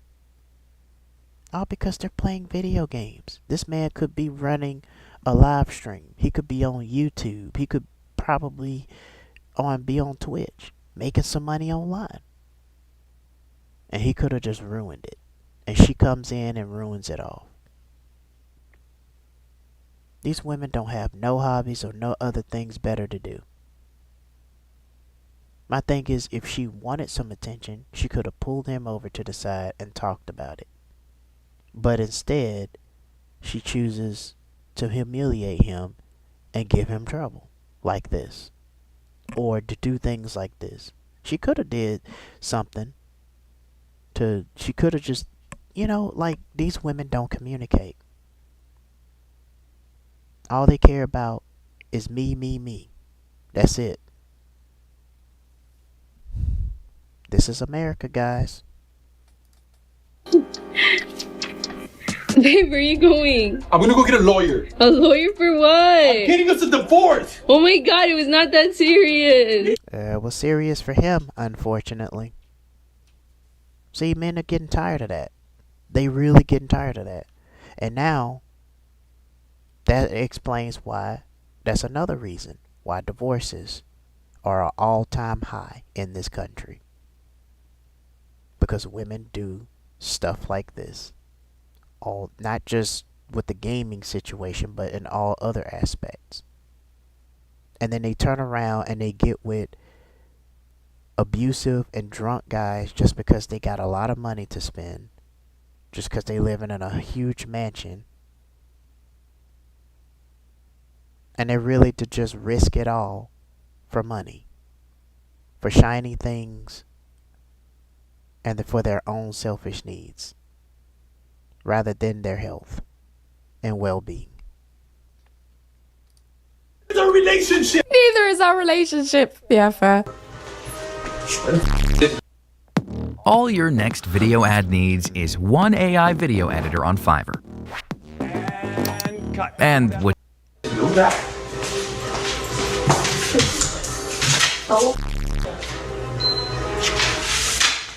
Yo! You know what the rag is for this? What are you doing? Cleaning. Why did you turn the game off? I didn't turn it off. She did turn it off. She just sat up there live and recording herself doing it. She was wiping the dust off the table, and she pushed that power button that's below the PlayStation 5.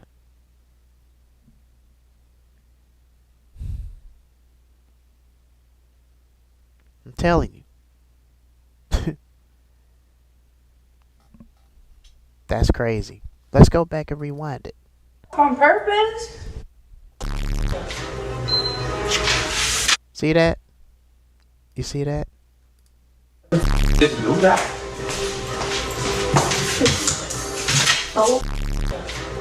See that? She pushed the button. She just pushed that button. Pretended like she was wiping the table off, pushed that button, and then pretended like she was wiping the rest of the table off. Then lied to him and said he didn't do it. She didn't do it. When he asked her why you turned the game off.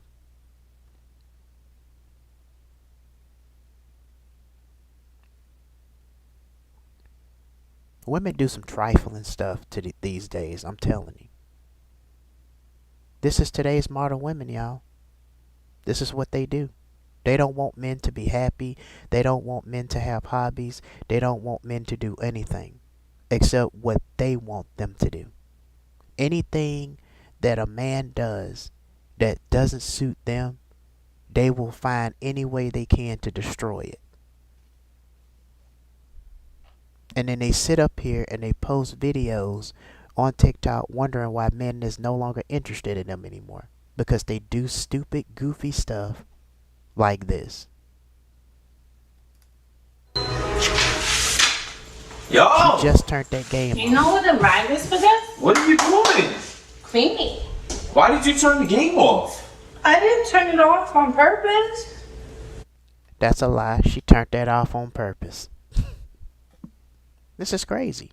Are you serious? I just walked by it. You know how long I took to get me in that boy? Why did you do that? Can you help me clean? That no, I'm not doing that. Why? She did do it on purpose. She's also recording. That just shows you how little respect she has for this man. And I agree with her. There is no respect for men in this country. At all, period. The only respect that they give is when men are spending money on them. Giving them shiny and nice things. That's the only thing that they care about. They don't value relationships. Nothing. The only thing they care about is what a man can do for them. I didn't do it on purpose. No, I ain't cleaning. You clean. Why? Can you please get off your f***ing game? Babe, stop talking about her like that. She's gonna get mad. Dude's a professional rage baiter. Mad. Okay, let's see if that freaking controller is gonna cook for you, clean after you for all your freaking. Why are you so mad? Don't listen to her. I'm sorry. If your boyfriend plays any of these 3 games, you should break up with him. Number 1, Rust. Rust might be the most toxic game of. I don't want to take too long.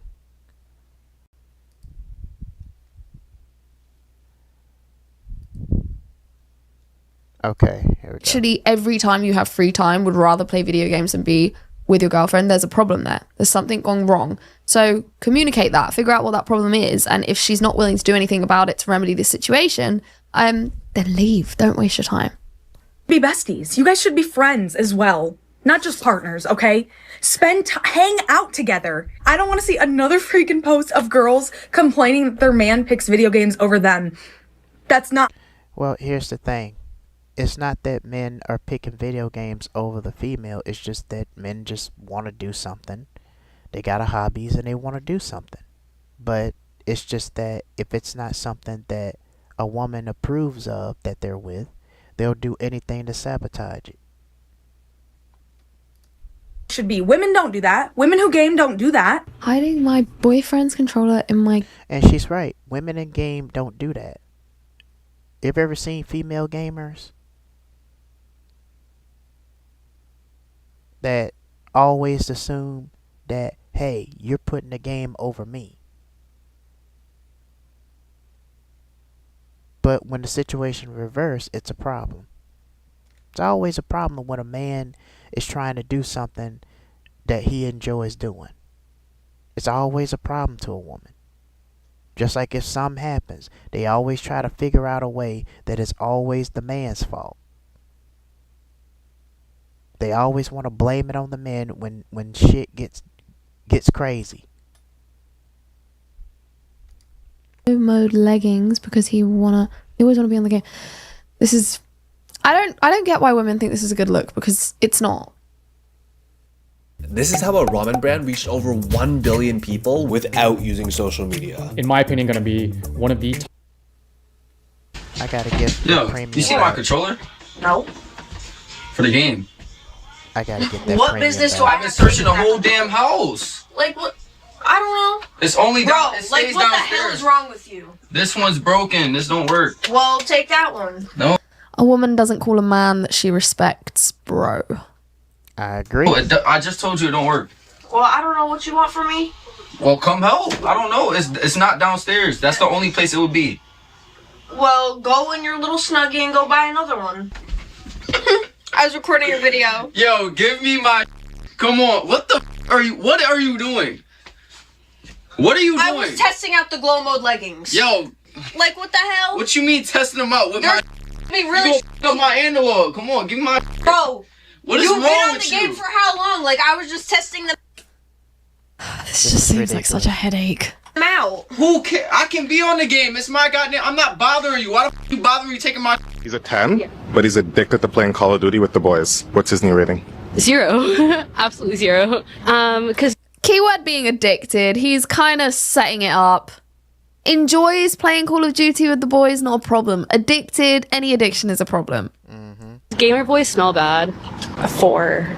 Okay, I don't see that as motivation. I think it can be a hobby. I think you can do it for fun. But if you're constantly gaming, that's just not going to work for me because I'm a very driven person. I would just see that as laziness, to be honest. Like a 5, 6? I don't know. I don't know. If he's the same age as me, I feel like you gotta have a job and stuff. So if you're addicted to Call of Duty, you're probably... So my thing is this. What if that man is doing live streams? He's making millions of dollars doing gaming live streams on YouTube and Twitch. Why would you say that this man need a job? Why would you tell this man that he needs to go enslave himself to a corporation that doesn't even give a about him? Make that shit make sense. Why is it that they gotta, considering the way this economy is now, these jobs don't give a shit about the people that work for them. They're just slave working them, getting them to where they want them to be.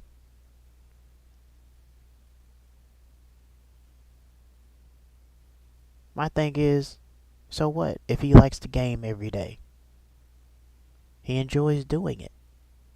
And this is the thing I don't get about these women. Like, you could be doing stuff with him, and then he'll probably at some point be like, you know, hey babe, you know, I know I've been playing video games and I've been doing this, but I want us to do something together.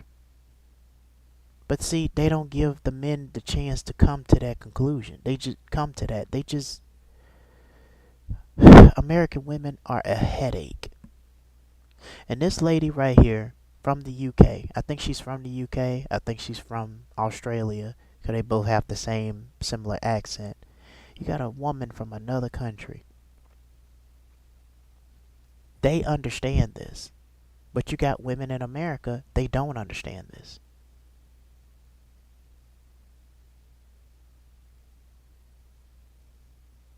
In their minds, they think a man is supposed to be working. He's supposed to be making enough money to finance her lifestyle. He ain't supposed to find hobbies and doing stuff that he wants to do. This is crazy.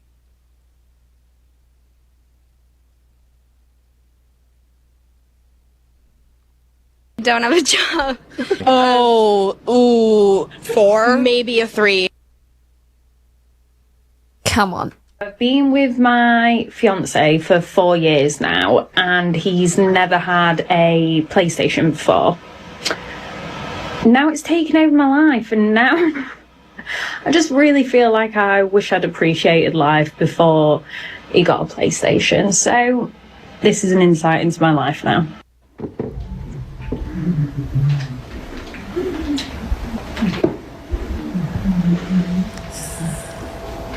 I thought she was going to turn it off. Look. Well, one thing I can say, at least she didn't turn off the game. She just sat her middle finger and that was it. But the rest of the women in the US, they just go up and turn off the game.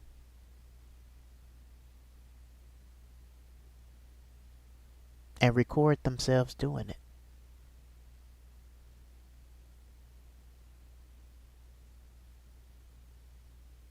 See the difference?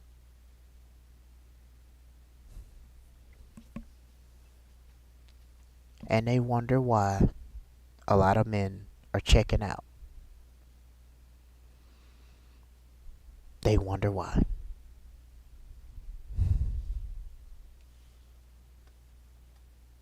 Be right back.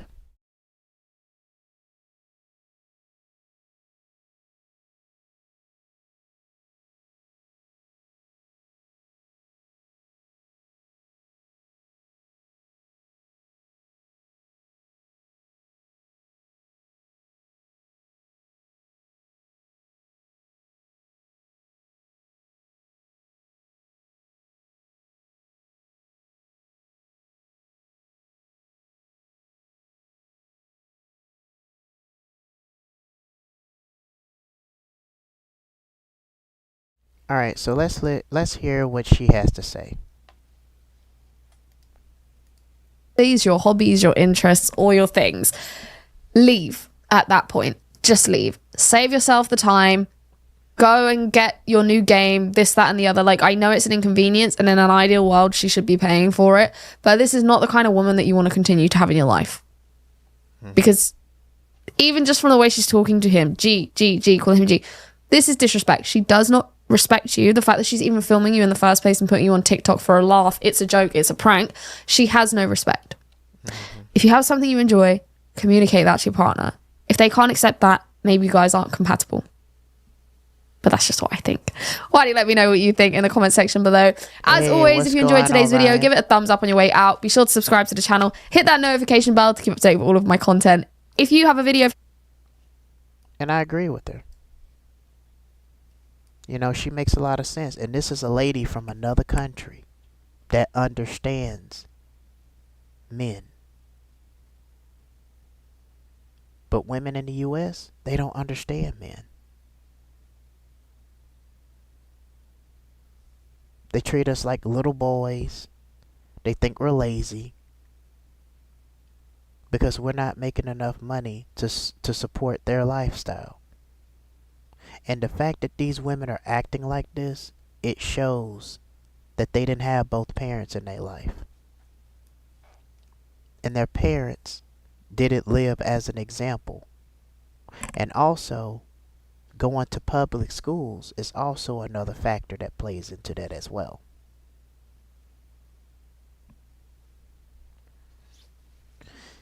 What's going on, Ryan? How you doing? Father's Day. Yeah. Happy Father's Day, man. I'm not a father, so I don't have any kids, but before we go any further with this live stream, I do want to wish Happy Father's Day to all the fathers out there. And and for those of you that got your kids, my hat goes off to you. And Happy Father's Day to all the fathers out there and the ones that are watching.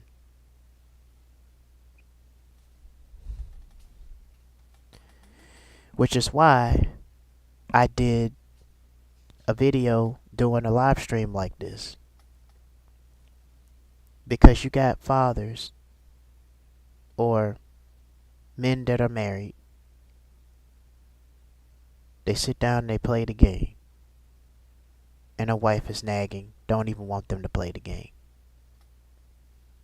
Because they think that they should be doing something else. Give me 1 second.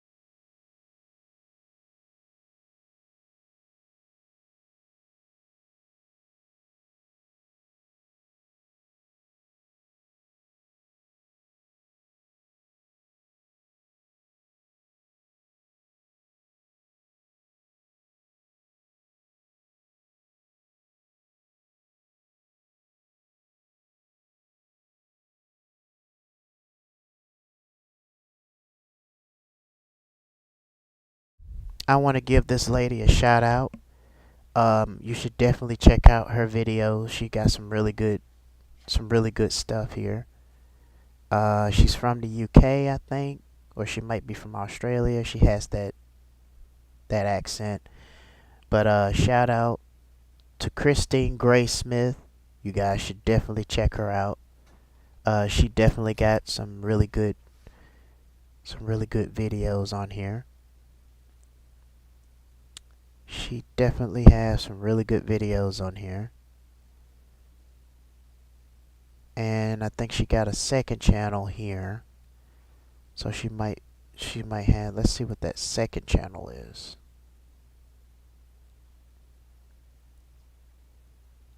So I think she's only doing YouTube shorts on this one. So she's just doing, let me see. Yeah, she's probably just doing YouTube shorts on this one. But yeah, you should definitely check this lady out. She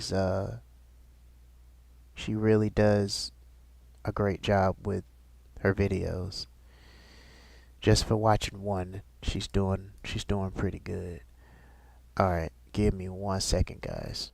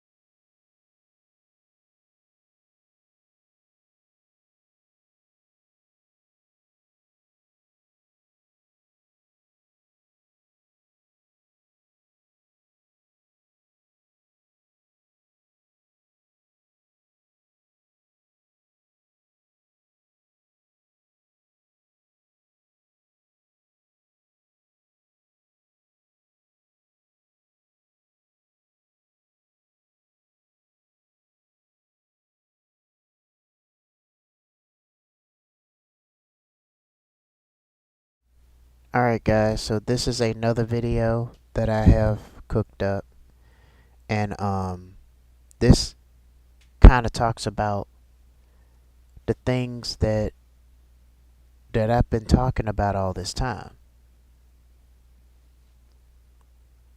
And it's been talking about all this time. It says Americans are noticing something is wrong.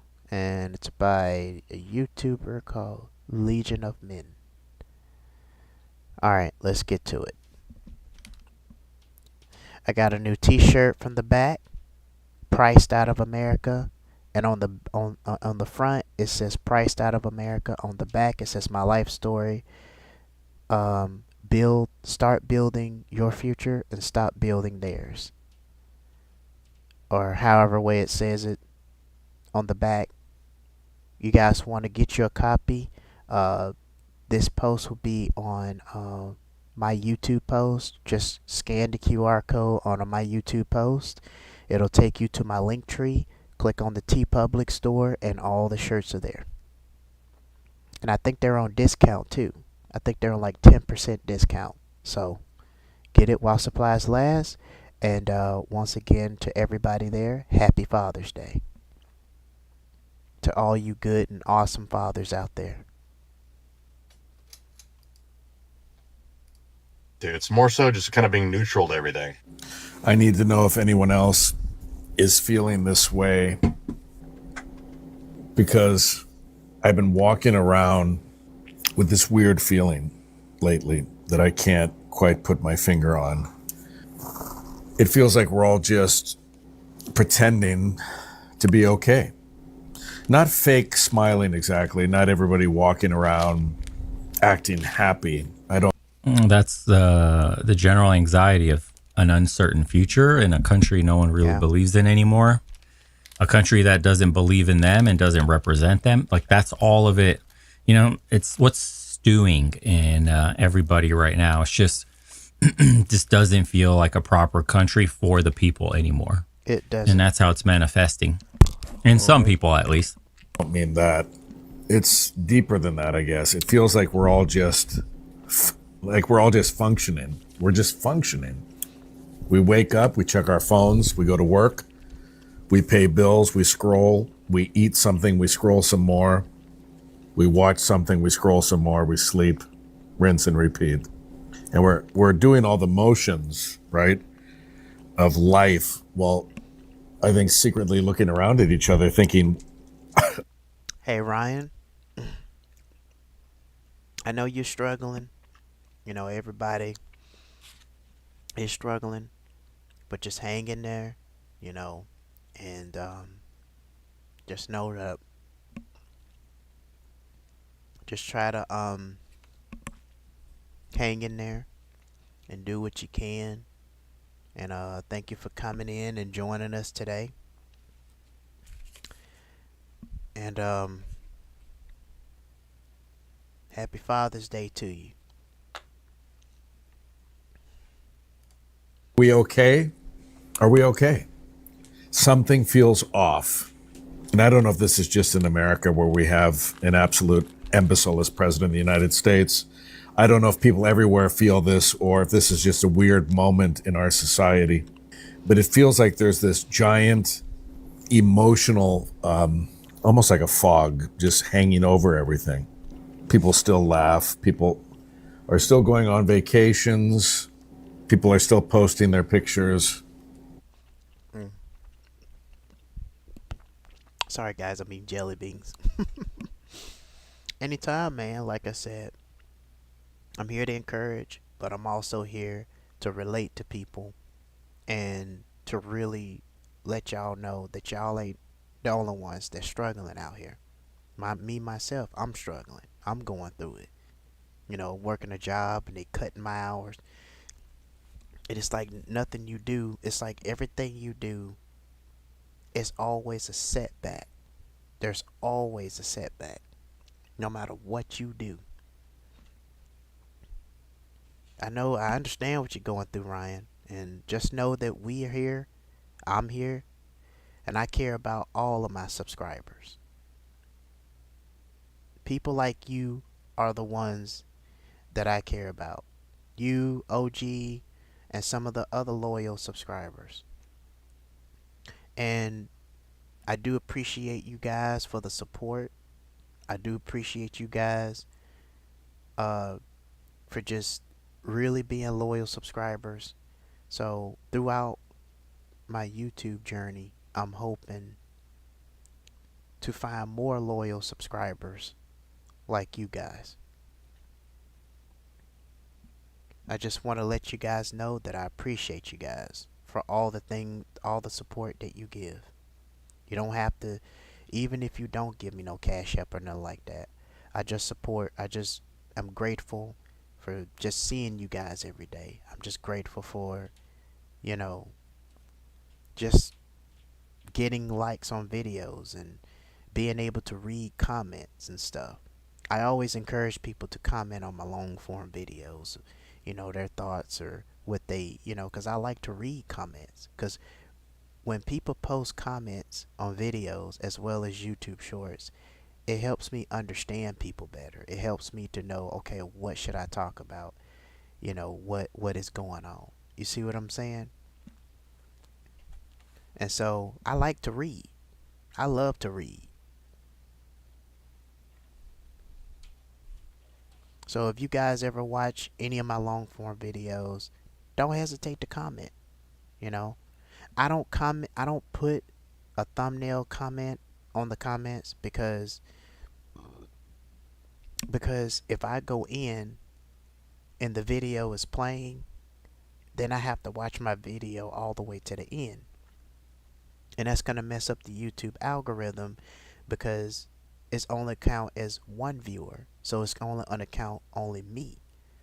It's going to be like, okay, so you're the only one that's watching it and not somebody else.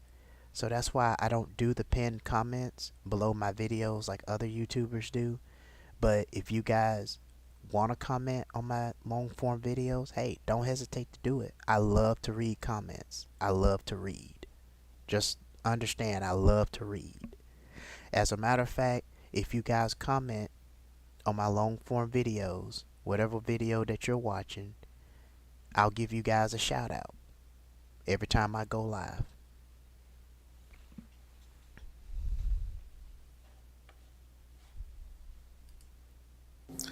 People are still going out to dinner. Life is still happening, obviously. But I think that underneath all of it, I don't know, I keep getting this feeling that a lot of us are. I appreciate that, Ryan. I appreciate that, Ryan. And, if you can, share this with people that you know that are going through what you're going through or that can relate. Because the more people, the merrier. I'm just trying to reach an audience that are going through some of the stuff that I'm going through, even if they're MGTOW or red pill. I like to have some of those people here. People who actually see what's going on in this country. Well, in the United States, but I'm sure it's bad in the UK too. But I'm in the US, so I can only speak on what's going on in the US. So, but the fact that I'm meeting a few good people that are in the US and in the UK, I mean, it may be bad there, but it's not. I don't think it's, in my personal opinion, I don't think it's as bad as it is in the US. Carrying around this quiet exhaustion, like we're waiting for something to happen and it's not something good, bracing for something, or grieving something we can't even name. Because look around. I mean, look around. The world feels more complicated than ever before, I think, at least in my 55 years. There's 1,000 opinions, 1,000 crises, 1,000 things demanding our attention every hour of every day. Politics never sleeps. The news cycle never sleeps. I mean, when I was a kid, the TV stations went off the air at like midnight or 2 a.m. or whatever it was. I mean, the outrage machine certainly doesn't sleep. Our phones never sleep. We never sleep. And meanwhile, I think a lot of people are secretly longing for something ridiculously simple. Not bigger houses, not more followers, not another app, not more productivity hacks. I think people want to just wake up and feel safe. That says a lot, right? Because if you guys remember 5 years ago, there's the whole grind set culture, work hard, build a side business. Yeah. And you guys know the old saying back in the old days, go to school, get good grades. Go to college and get that degree. Get that good paying job, get a white pickings fence, and get a house with 2 dogs and a wife and 2 kids. Live happily ever after. With a decent retirement that you can live off of. Well, we don't live in those times anymore. College degrees are more saturated.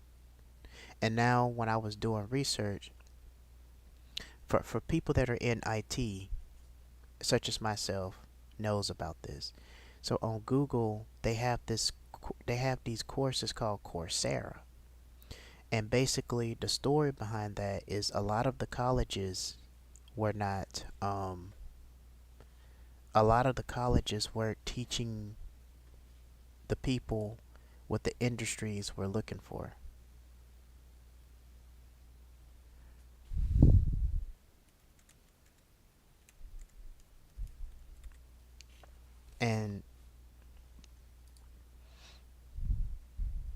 And the thing is, it's like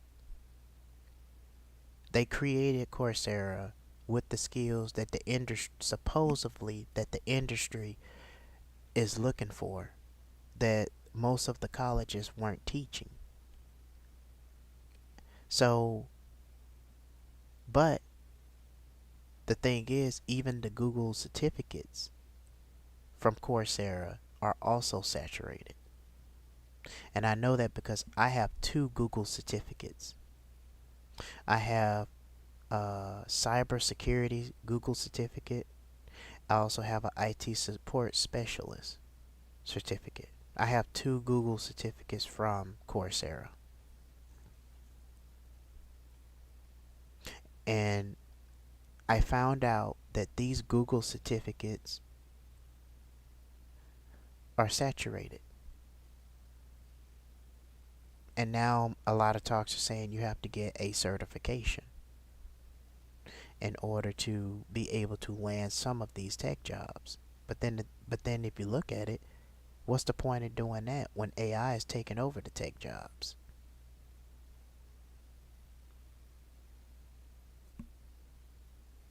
So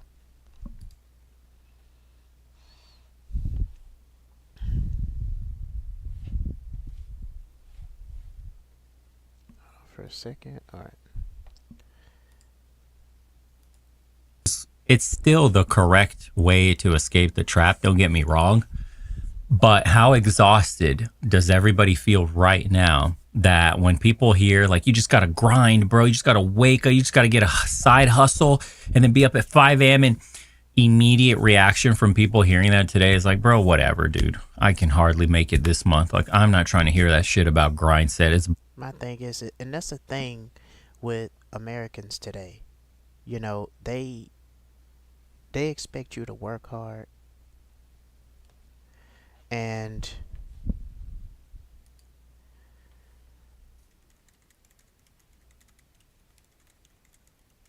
hold on, guys.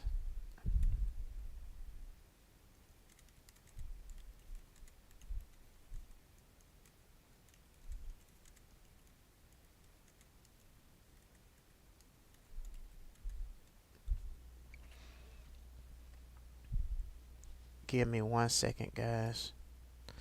Be right back.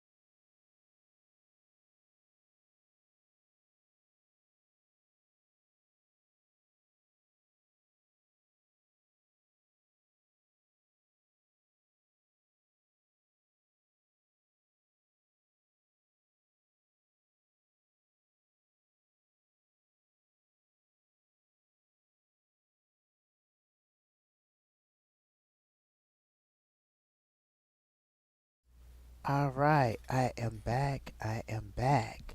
And what's up? Let me see. What's up, MGT? What's up, man? Yes, I remember you. I remember you from yesterday. How you doing, bro? Welcome to the stream. Thank you for the support, man. Yeah, I mean, now I don't know. I'm not saying that things are perfect in the UK. I'm just saying that I just only can speak for in America because I know what's going on here. You see what I'm saying? And I know the history and just everything that happens here in the US. But at the same time, I always, you know, now I'm not saying that the situation in the UK, Ryan, it doesn't exist because, but at the same time, America has the highest divorce rate than any other country in the world.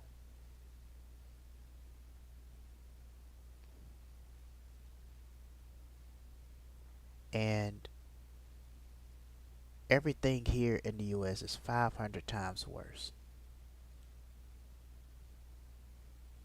A lot worser than I anticipated it to be honest. However, I do know that other countries are going through it. But it just seems like it's hitting different in the US than it is with other countries. Now, I did see some clips during my research of what's going on in the UK, and what I found out is homes are getting set on fire and people are pulling people out of their homes. That's crazy. That is crazy. And I also got some other friends that live in the UK, and I was supposed to go visit them soon. Right now, I'm just not in the I'm just not in a good state to go visit them right now, but one day I'm gonna go visit them.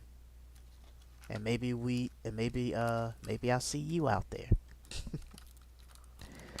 Now, not really sure what part of the UK they live in, but you know. It'll be, and I can imagine it's very, very expensive there, but you know. But it'll be nice just leaving the US whenever I get, or if I ever get the means to do that. Alright, let's continue this video here. I won't take too long because I gotta go soon. But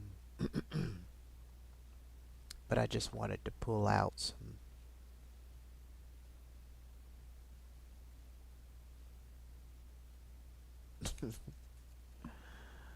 uh-oh, officially went too far. Ooh. Walmart is doing some crazy stuff. Huh. Might have to check that out.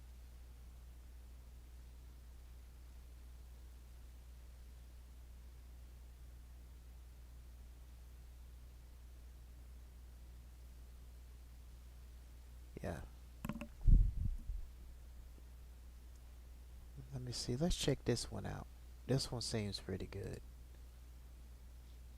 Can you tell which one of us is real and which one of us is AI? How about now? Does this look real to you? If you thought I was AI, then you... What the are we doing on this earth, man?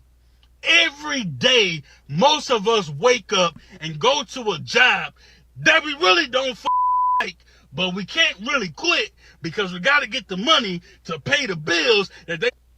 You know, for people who say that, when I was talking with the Uber driver one day, and I talked to him about how crazy the economy is and how crazy the job market is. And the thing is he made a statement saying that, oh, well, they're just pretending. I don't think this is pretending. This man is crashing. Americans today are crashing out.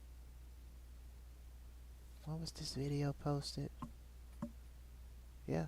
It was posted on May the 24th. That was last month, this year.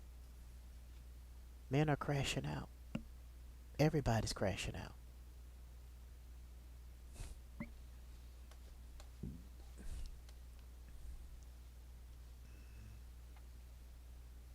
Everybody's crashing out.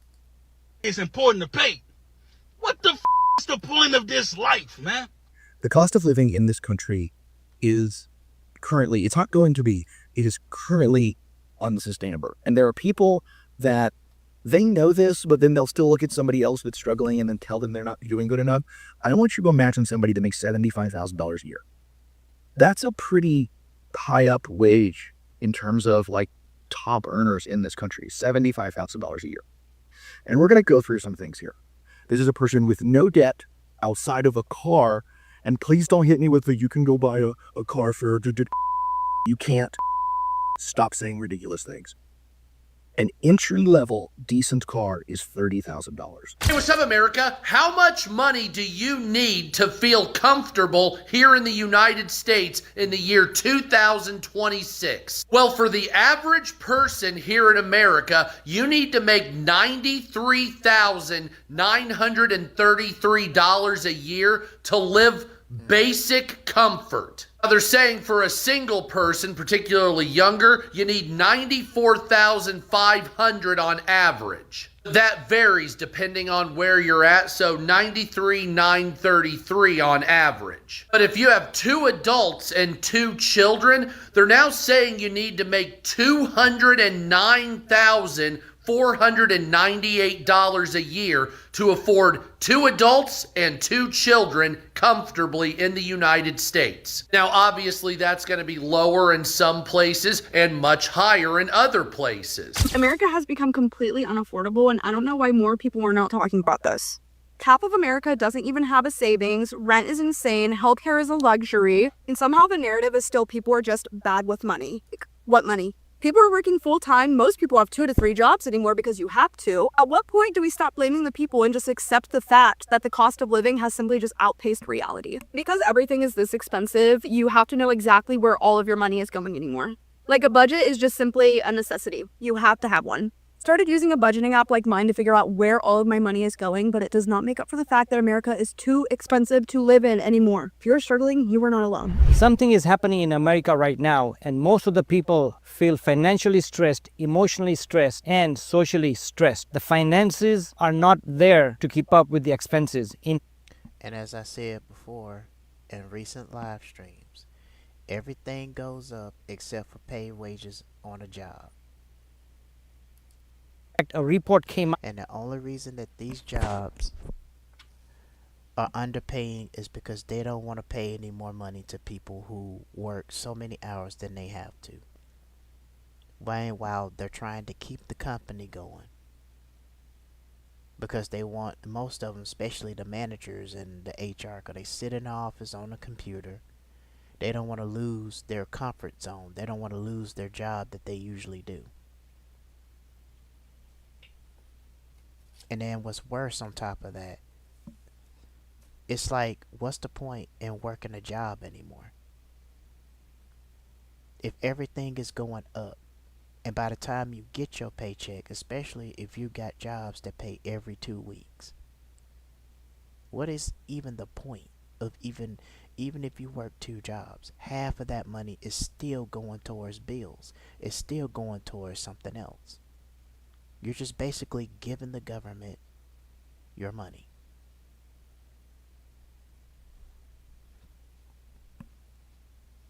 All right, we're going to skip through. Just a few days ago, that the inflation was up 1.4%. Economists were not expecting that big of a jump. This report is showing the increases are coming for both goods, which increased 2%, and services, which increased 1.2%. Now, we need to brace ourselves for more of this financial America right now, and most of the people feel financially stressed, emotionally stressed, and socially stressed. The finances are not there to keep up with the expenses. In fact, a report came out just a few days ago that the inflation is now at 3.8%, but the wage increases in the last 3 to 4 years has only been 3.6%. So as you can see, income is not keeping up with the rising expenses. We just got a sneak peek into the future of what the U.S. economy is going to look like for us consumers. Remember yesterday when I said this, and I think we need to brace ourselves for more of this financial hardship because there is no end in sight to the war. Well, today we got more evidence that more financial hardship, unfortunately, is likely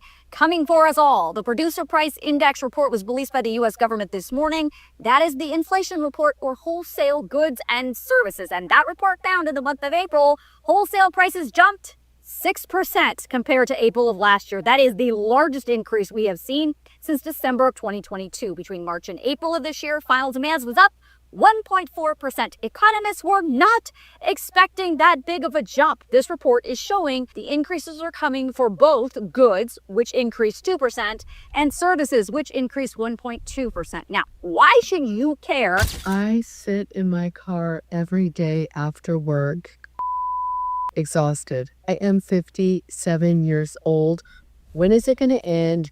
I'm tired of working. Everything is just getting more expensive. I'm over this life. I want to sell it all and move to an island. The cost of living has been rising for the last 10 years, rents and home prices. But that is not where the challenge is. The challenge is everything else is rising significantly. Yes, mortgage payments and rents are very high, but the property taxes, the insurance, the utilities, the gas, the food, the services, the schools, everything has gone up. So while the home prices and rents are high, when you add all these expenses, it's just not affordable anymore. An average American cannot afford anything today. And for many people, the pressure is becoming relentless. People are working, budgeting, sacrificing, and still feeling like they're falling behind. Americans are feeling the biggest financial crisis in America in a long, long time. And it seems like it's here to stay. If it seems like your grocery bill is getting more and more expensive, you're right. The price of key staples soaring in the past year. Tomatoes up a whopping 50%,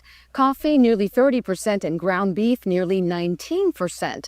Inland Empire Bureau Chief Bob McMillan joins us live from Riverside with a look at what's considered the worst inflation report in nearly 3 years. Rob. Well, economists saying the war in Iran is probably the biggest contributor to the jump in inflation, although experts also say that the Trump administration's tariffs also play a role. This morning, data released by the U.S. Bureau of Labor Statistics showing prices in April jumped 3.8% compared to 1 year ago. That number was just 3.3% last month. And back in February, before the war began, inflation was at just 2.2% compared to the same month 1 year prior.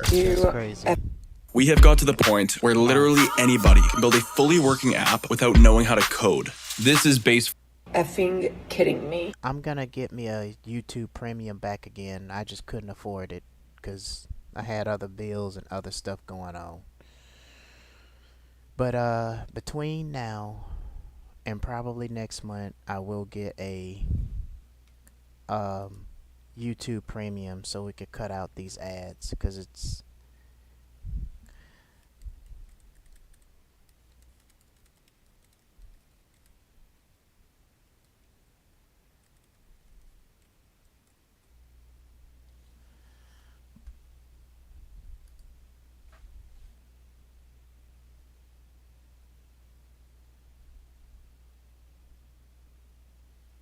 This is crazy. Anyway, let's continue.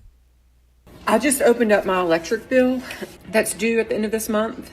$526.86.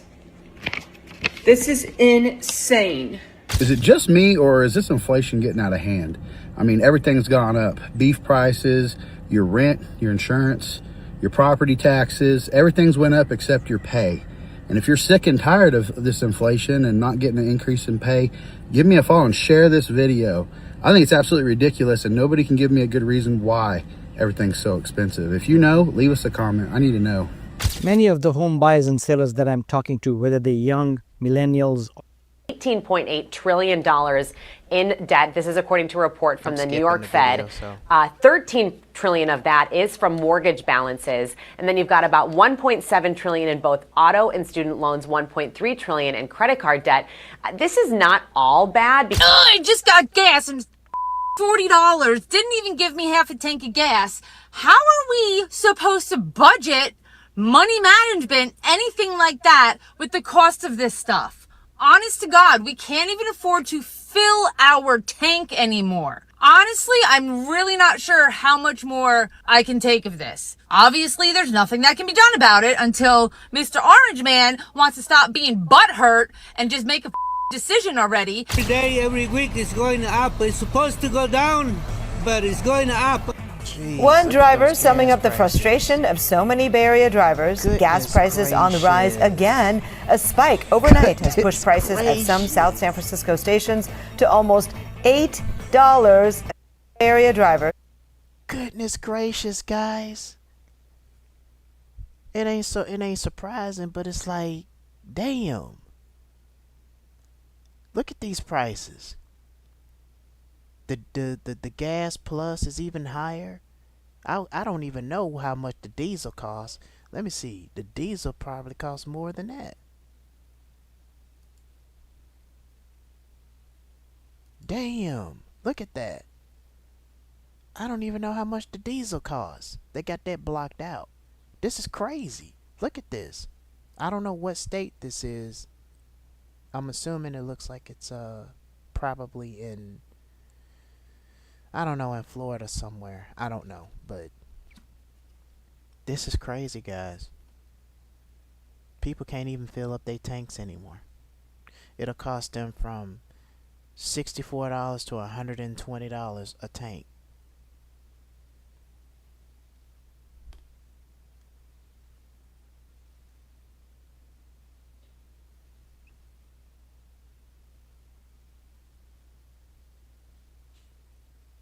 This is insane, guys. This is practically insane.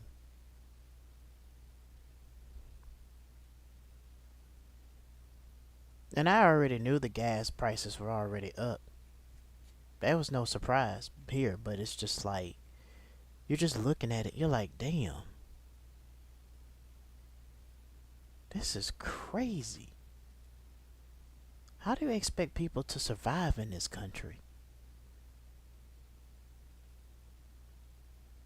And if this keeps up, a lot of businesses are going to end up shutting down. I think that's probably what the powers that be and what the president is trying to do, is shut everything down. Make everything go up in price. That's what I'm thinking. It's happening right now.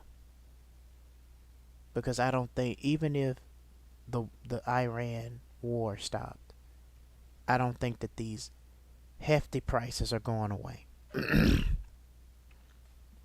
This is insane, guys. Summing up the frustration of so many Bay Area drivers, gas prices on the rise again. A spike overnight has pushed prices at some South San Francisco stations to almost $8 a gallon. I know I'm not the only one out there struggling. Lost my hand 11 years ago in a horse accident, divorced after 20 years, been struggling financially, of course, because I was a stay-at-home mom. Didn't have a career to fall back on. Struggling with finances, just trying to pay your bills monthly. This is where the financial stress becomes emotional, and poor emotions, bad emotions, negative emotions affects the health. This lifestyle, he bought this 3-bedroom, 1-bath home. In my channel, please share us what your situation is, and if This is the whopping bill he received last week, a property tax hike of over 3,811% for a total of over $30,000. The property was valued at over $1 million. Y'all, I got my property tax bill today. I know this is highway robbery. I bought my house back in 2022. When I bought my house, it was a little over $6,000. Then less than 2 years, my property taxes went up to over $10,000. Now I get a bill today. It done went up another $8,080.10. If we pay off our houses, why do we still have to keep paying property taxes? Can someone in government please explain that to me? Like, what exactly do we get for the property tax money? I mean, other than getting to stay in our house that we've paid off and supposedly own. Like, if I didn't pay that property tax, you'd take the property. So, in essence, I don't really own it? Like, who? Yeah, they're making it to where Americans don't own anything anymore. In the same way that Sony and Nintendo are fixing it to where buyers don't even own their own games anymore. And they're making it in licenses and other things. But my thing is, you know, at one point in time, I said to myself, you know, is this really because they're giving money to other countries? But now I'm starting to really think, where's that money really going to? If I have to guess, that money is probably for the war that's going on in Iran right now. That's what I'm thinking. It's just my wild guess. Because why would they send money to other countries?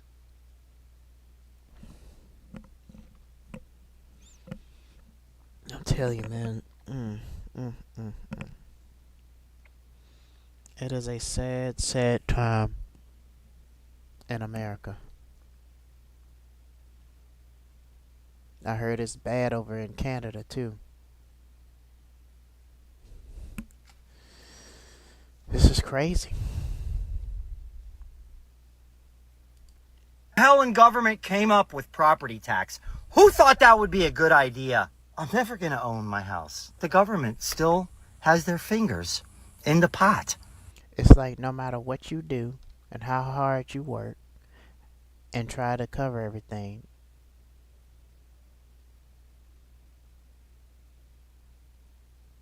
it's always a setback. There's always something going on.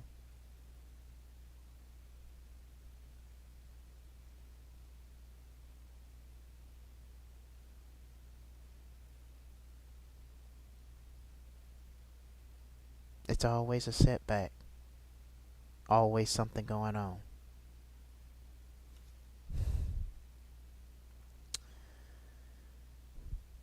And the crazy thing about this is you have people that don't even know what's going on. Oh, they're just pretending. How are they pretending? How is this pretending? People are so in delusion now. And the way they look at it is as long as nothing is happening to them, they don't care of what happens to everybody else.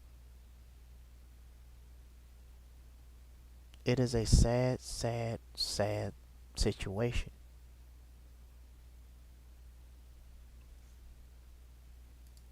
And your pot too. And everybody's pot. All right, rant over. But can someone explain property taxes to me? I hate to be the one to tell you this, but if you think paying off your mortgage means that you finally own your home, you're wrong. You see, you basically just switch landlords. Instead of paying your mortgage rent to the bank, you're now paying the government. Woohoo! For property taxes. That's what your rent is now considered. You know, the landlord and I spoke, and she told me that she was about to lose the house because of property taxes. So must be what this lady is talking about. And it's probably why the landlord is so eager to sell this house. Because she don't want to deal with being without nothing due to not her paying property taxes. But that's kind of like ridiculous. So let me get this straight. So here in America, you own a house, okay? And not only do you have to pay your utilities, you have to pay your mortgage, but you also got to pay your property taxes. And at the same time, you got to get gas, which is high as a kite right now, through the roof. The gas prices is through the roof. I don't get it. It's like, it's kind of like in a sense of, can somebody explain this to me? Help me understand what is really going on. And see, this is the kind of situations that I'm talking about. You see, America, they just do stuff. They don't tell the people what's going on. They don't tell you what's going on. They keep you in the dark. They just want you to be their slave. They just want you to continue to do their bidding while they continue with their shady schemes behind closed doors.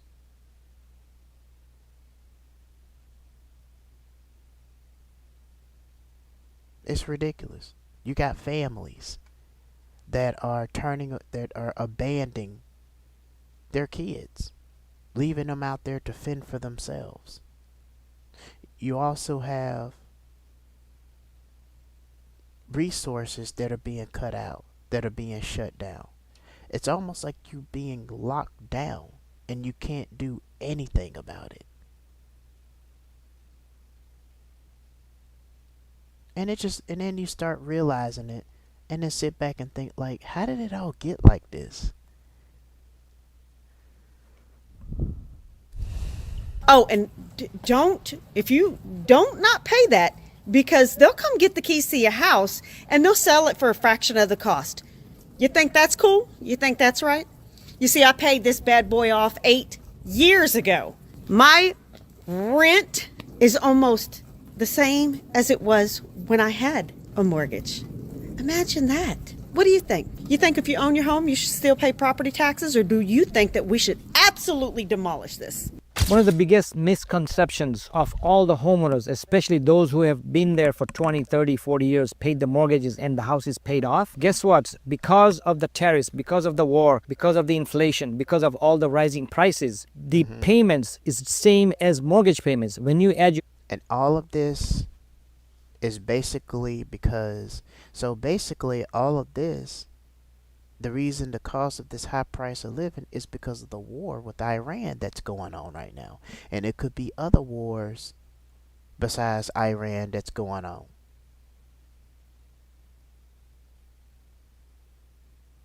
And this war has been going on for the past, what? How long has this war for Iran been going on? For approximately since, I would say since March. Maybe April.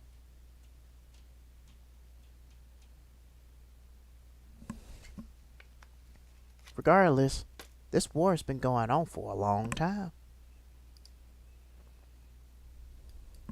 property tax, your insurance, your utilities, not counting your maintenance, having upgrades and things from insurance that they request, your payments have not changed. So the dream of owning a home and relaxing and being peaceful and comfortable seems to be broken these days. Clifton has seen hail take out her roof 3 times in...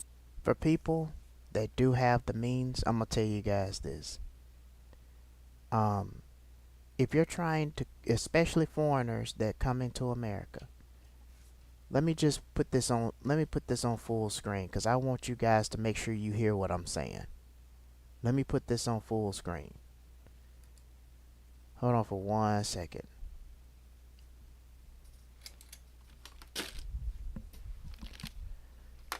I want you guys to make sure that you're hearing what I'm saying. I want you guys to hear me what I'm saying. And this is for the foreigners that are coming to the US. Please. I'm not saying don't come to America, but at the same time, I don't think coming to America is a good idea. And another thing, if you try to get a house in America, rather if it's an apartment or whatever, especially if you're getting a house, just understand, rather if you're a foreigner or you've been here for long periods of time, if you get a house in this country as a foreigner, not only do you have to pay the mortgage, but you will also have to pay property taxes. Because what you're doing is you're funding for the war that's going on in Iran right now. That's been going on for approximately, I would say probably since March. Probably since April. So I would really think and consider that before you move up here. For those of you that are from the Philippines, Thailand, or Vietnam, or from other third world countries that I don't really know about, if you come here, just understand that I get it that you don't make enough salary in your countries. But in America, things are 500 times higher in this country. Okay? And the thing y'all have to understand is, yes, there are opportunities, and yes, you could possibly get a job here. Not to mention all the layoffs that's been going on in this country. But no matter how much money that you make, it's not going to be enough for the cost of living. Gas prices are going 500 times higher than it has ever been. And groceries. other stores now are starting to run out of food because, the shipments are taking forever to come in. Tariffs are being slapped on every other country. So if you factor in the prices going up due to not just the tariffs, but also because of the cost of war and add-on inflation, you might as well say that's over 9,000. The power level is over 9,000 at this point.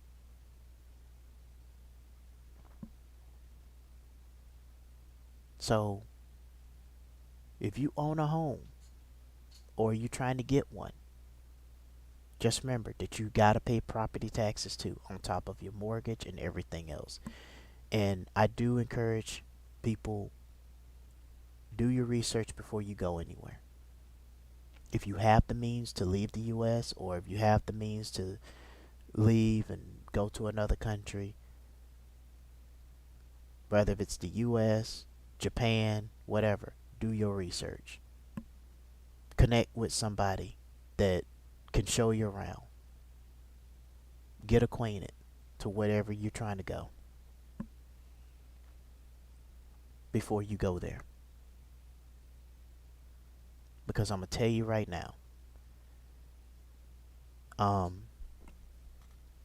the way it is in this country, I don't recommend anybody coming over here. I get it that most foreigners want to come here to make money, but I want you guys to understand this. When you come here to make money, you're not going to see any of it. Because you got to pay rent, and if you want internet cable, you got to pay that, your utilities, and your rent covers, sometimes it includes water and, taking the trash out. That also costs. Electricity always gets left out, so you got to pay that by itself to keep your lights on. Then at the same time, if you get a car, you got to pay car note. You have to pay gas, which will cost you $60 to $120 to $160 a tank. And even when you fill your tank up, the gas don't feel like it lasts longer than it should. Now, I'm not saying to scare nobody or fear-mongering, but I'm just telling you, if you come here, don't expect more. Don't expect less. Because America is not the country that you once thought it was. And just remember, any money that you make, you're not going to see it. Even if you work you got to work. And then here's the thing. Coming here, just working one job is not going to cut it. You got to work 2 or 3 jobs. Which means you got to work yourself like a slave just to get a decent income.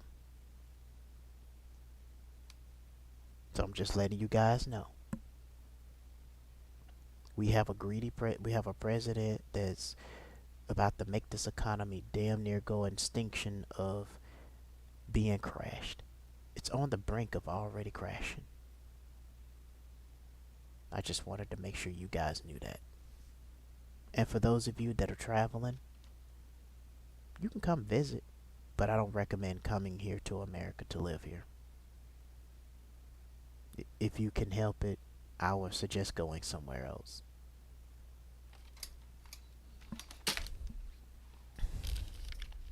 Alright, let's get back to the video.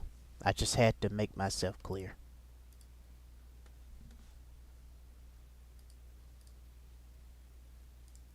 Decades. Homeowners insurance. And another thing, America is not a place where you can start a new life. It is not a place that you can call home anymore, like it was back in the 80s and 90s, 40 years ago. It is a place where you come here to work and you work like a slave to make money that you're never going to see, because it's going to go straight towards bills and that's all you're going to be doing is working to pay bills. There is no freedom in this country anymore.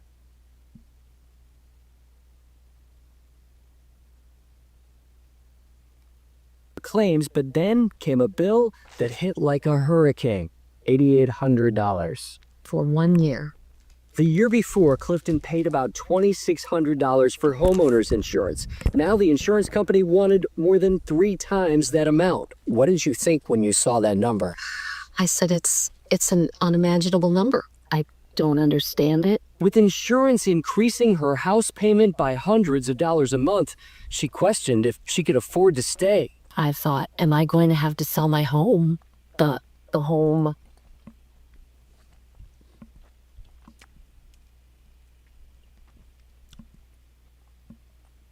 People, foreigners from other countries that are thinking about coming to America. This is what you got to deal with. And if you ever wonder why a lot of Westerner foreigners leave and they go to your countries, this is the reason why. There's a lot of other factors that play into why they leave the U.S., but this is one of the reasons.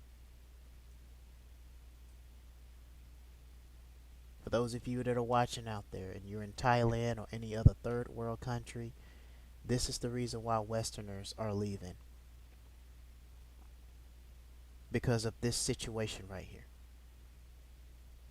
This is what they have to deal with. And as you can see, it's not a place to call home. America is nothing but a corporation where you're working yourself until the day you die. And I'm pretty sure that that's not something y'all want to do, but just keep that in mind. I raised my children in. Clifton's not the only one stunned by sky-high rates. Texas homeowners insurance companies asked the state to approve double-digit rate increases more than 150 times. So far this year, they've asked for 74 more. One company requested a 73% increase, and the number of double-digit increase requests has gone up 560% since 2014. In 2019, my homeowner's insurance on my very modest New Orleans home was around $3,000. This year, it's almost $9,000, and my renewal comes up next month. I'm pretty worried. My replacement costs went up 26%. My premium tripled, and my wind deductible jumped 88%. If a storm hits, I'm on the hook for nearly $12,000 where insurance pays anything. All of this is on the same house. If you think this is only a homeowner problem, it's not. If you rent, your landlord is very likely passing these increases on in your monthly rent. The consumer, hey.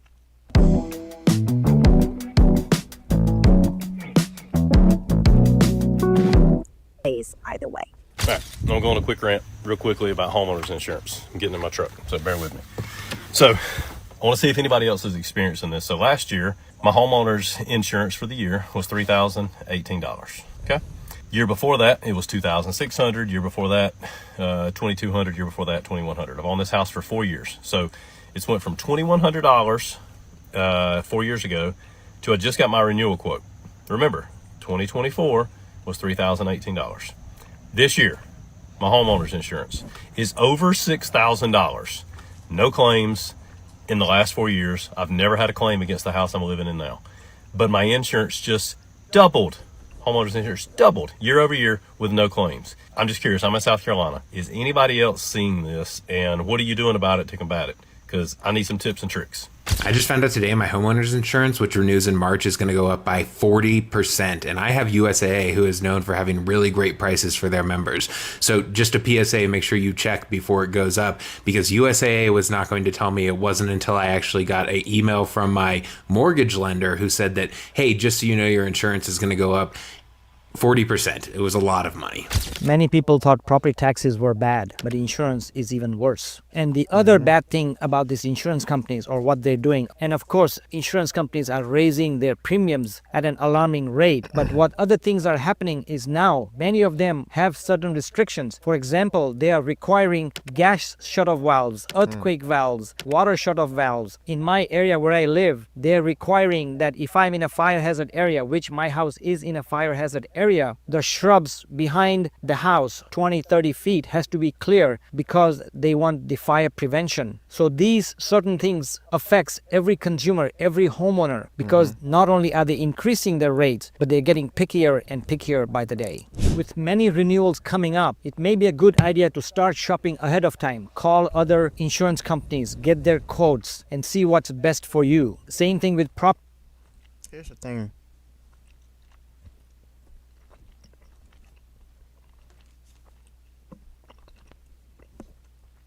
Here's the thing. I don't think, to be honest with you, looking for insurance at this point, you know, they're probably at an all-time high at this point. And now,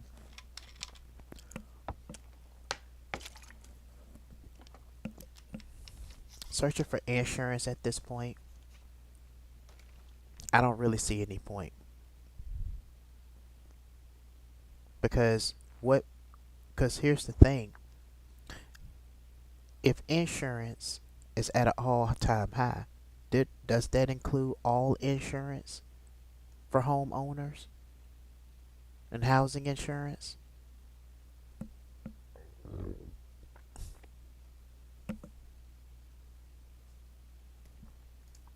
taxes. If your property taxes are high, you could appeal with the county and see if you can reduce them, because they might have assessed your house way more than what it's worth, and thus by you can reduce your property taxes. One of the things that people are doing now, of course, if they have not done it, is they've started accumulating reserve funds, or what we call emergency funds. Financial planners all. Here's the thing.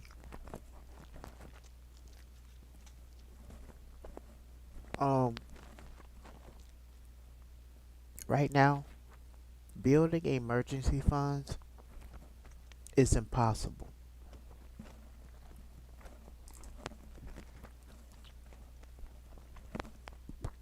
Especially when you gotta pay rent, gotta pay your cell phone bill, you gotta pay your car note if you have a car, gotta pay internet. All these bills that you have to pay that comes out. It's impossible to save up now. And then with these jobs that are underpaying their workers and overworking them, it's impossible to save up.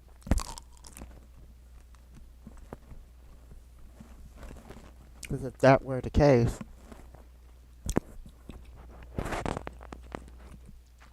everyone would be doing it.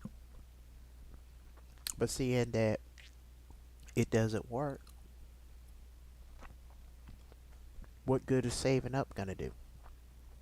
Have told us that you should have 3 or 4 months pay in reserve. So if you don't have those, this may be a good time to start reserving for an emergency fund. What if a major repair bill pops up or something happens and you cannot work? Then these reserve bills, whether it's 3 months, 5 months, 6 months that you have, makes your life comfortable if it's getting worrisome. And I know 90% of the families out there are in the worrisome mode, if that's the right thing to say.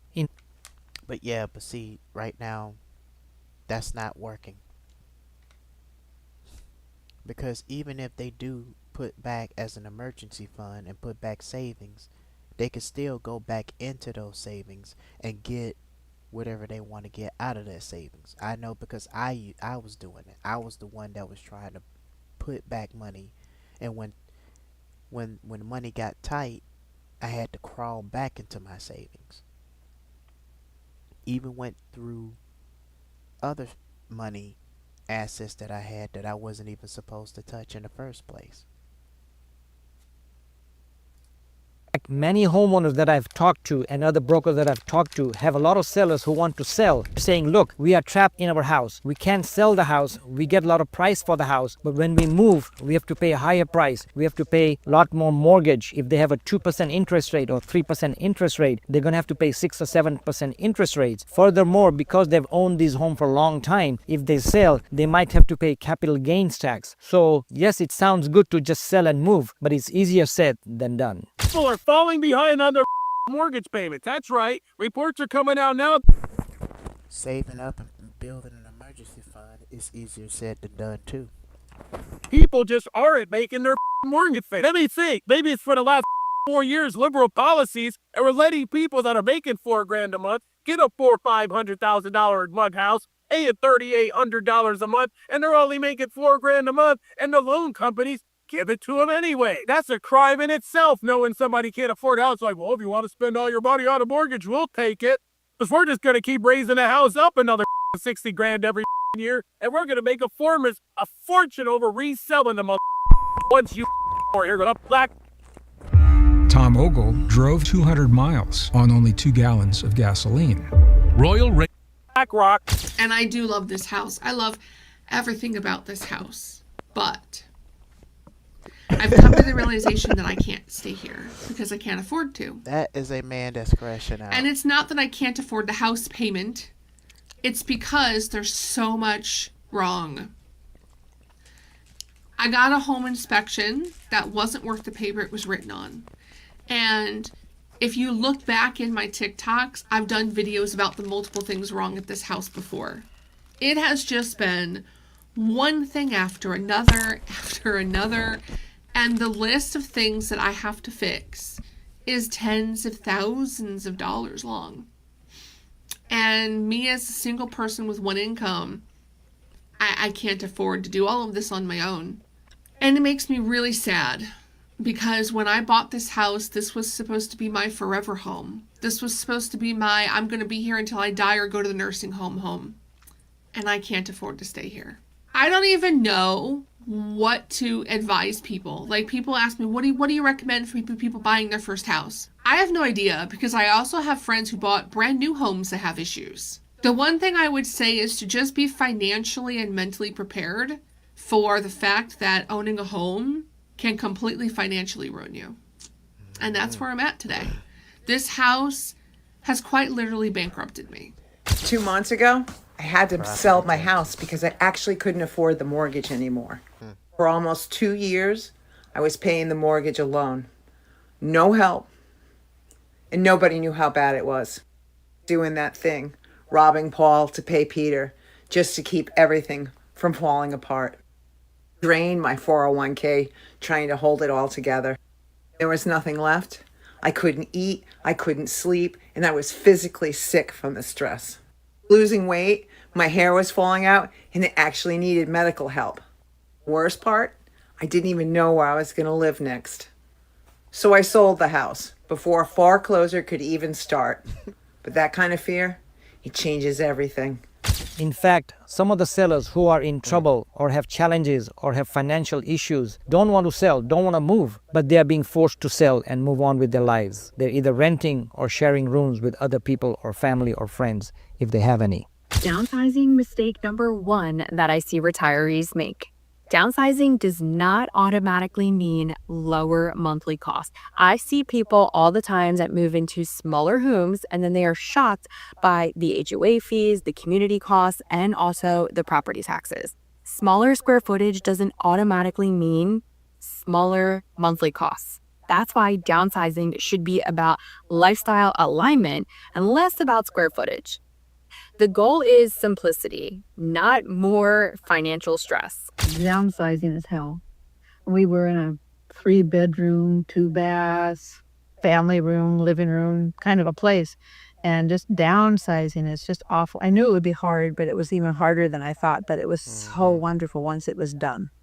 And I thought I would miss all of this stuff. You do get through it, and in about 3 months, you've pretty much settled in, and you've got your stuff in here, and you've gotten rid of the house, and you've gotten rid of the other stuff, and it's liberating. I am selling my house and downsizing and getting rid of stuff. And I'll tell you what, I have had one of the most difficult times this week. I was finding that I was having an emotional attachment to these items, and learned some things this week, and I just wanted to share. As I'm going through this stuff, I wanted to get rid of it and throw it away, but then that emotional attachment was there. I was feeling guilt for throwing it away, thinking my son would think that I didn't love him. I was getting rid of the things that he had made when he was younger and in daycare, and I'm acknowledging how I'm feeling. And what I did was I actually took... Alright, so I just closed out the vertical live stream, so I'm only going to keep this open because it's gotten a little empty, so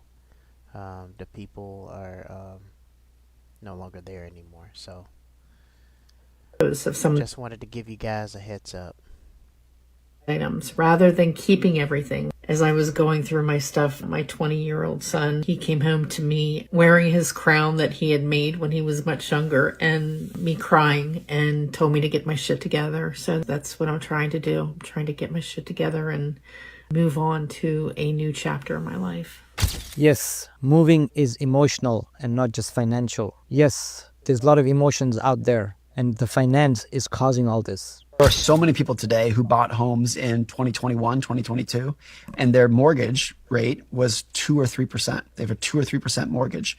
And a lot of those people want to move today because they can get a better job in another city. They want to move and they feel like they can't. Because they have golden handcuffs for this super cheap mortgage. Because if they sold their house and bought a new one, their new mortgage rate would be 7.5%. And so those are people who, like, a lot of those people look back, and when they bought in 2021, they're like, we won the lottery, 2% mortgage. This is amazing. And looking back, they're like, gosh, we would have been so better off renting if we had the flexibility to move. About 70% of homeowners have an interest rate at 4% or lower. These homeowners would love to move, upsize, downsize, move closer to work, different location, but they feel trapped with their low interest rate. These golden handcuffs is also a reason why inventory's been staying low. There is hope. Yeah, the 3% mortgage is the golden handcuffs. If you're thinking about downsizing and you have a 3% mortgage, you really have to weigh the pros and cons. If you're going to downsize to a significantly smaller house, or you need a one-story house, you may have enough equity that you don't even need a loan. So you could pay off that loan, buy something smaller, and not even have to worry about the mortgage. Tell me in the comments below. This may be the emotional center for all the housing situation out there today. Many homeowners are not staying because they want to. They're staying because moving would financially hurt them. Unless affordability improves significantly, many homeowners may continue delaying retirement plans and major life decisions and put them on hold.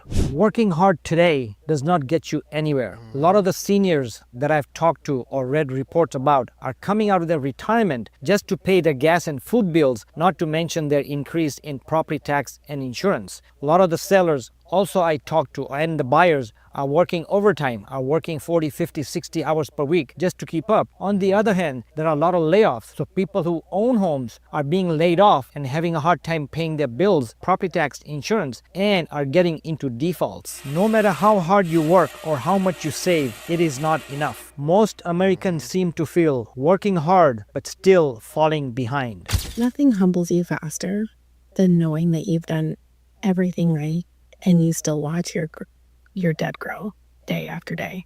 It's like we were told as kids of baby boomers that we were going to have it golden. There was going to be so many jobs and we were just going to slip right in and everything was going to work itself out. And boy, have we been wrong. Uh-huh. Because the cost of living keeps rising day after day after day. And no matter what you do, you just can't get ahead or even keep up. And I have a great job. See? Have I been talking about this in my recent live streams? I have a loving family, supportive family, and 2 degrees and all the things. So I've done everything right. But it's so frustrating to be at this age in your mid-40s and not being where you thought you were supposed to be or where you could be. And it just goes to show you that even colleges are scams now. You know, this lady says she got 2 degrees and she got a good job and she got a supporting family, and it's still not enough to live in America. I know there's more of you out there feeling the same way as I am. If you would, send me a message with info. Our parents worked harder than we ever will, but the world they worked for doesn't exist anymore. Think about it. Our parents woke up early, worked for long hours, sacrificed everything, and for them, hard work was the formula. You put in the hours and life eventually rewards you. But the world changed, the economy changed, technology changed, and the formula changed with it. Today, you can work yourself into the ground and still stay broke. Not because you're lazy, but because the modern world doesn't reward effort. It rewards strategy. It rewards skills, it rewards visibility, leverage, branding, and knowing how to use the internet to your advantage. Our parents didn't have that. They didn't have platforms. They didn't have the digital tools we have now. They traded time for money because that was the only option they had. And we honor them by not repeating their struggle, by working smarter, not harder, by learning the game they never got the chance to play, by using the opportunities they never had access to. Hard work builds character. But in today's world, strategy builds freedom. And the most respectful thing you can do for everything your parents sacrificed is to make sure you don't stay stuck. Do you ever think about how hard we work every single day and we're still behind financially? Like, we're still showing up and going to work and doing everything that we're supposed to be doing, but just we still can't get ahead. And the reason I say this is because that was me. If you're new here, I'm Stacy. I'm a single working mom of 2 girls that was struggling to get by and ended up racking up a hefty credit card debt. I tried to cut back. I tried to budget better, but there's only so much that you can do when everything depends on one income. And I knew that I needed to bring in more money, but I didn't want to give up my weekends and evenings to another job. I already had enough on my plate the way it was. I just needed another way to make money and something that actually fit into my life. This is what's draining emotionally to a lot of Americans. Many homeowners feel like they worked hard, stayed responsible, bought the home, and yet financially life feels harder than ever before. There is no end to it. What happened to the golden years that are coming? What happened to the beach days? What happened to the relaxing days? When are they coming, or are they coming? If costs continue rising faster than income, more middle-class homeowners may continue feeling squeezed out and become homeless. Many people are becoming homeless. And one of the biggest sectors where homeowners are coming from are from... And you can't be homeless in public places either, because then you go to, according from what I'm seeing, that a law has been passed that you can't even, you can't be homeless in other places, or else you'll get arrested for being on private property.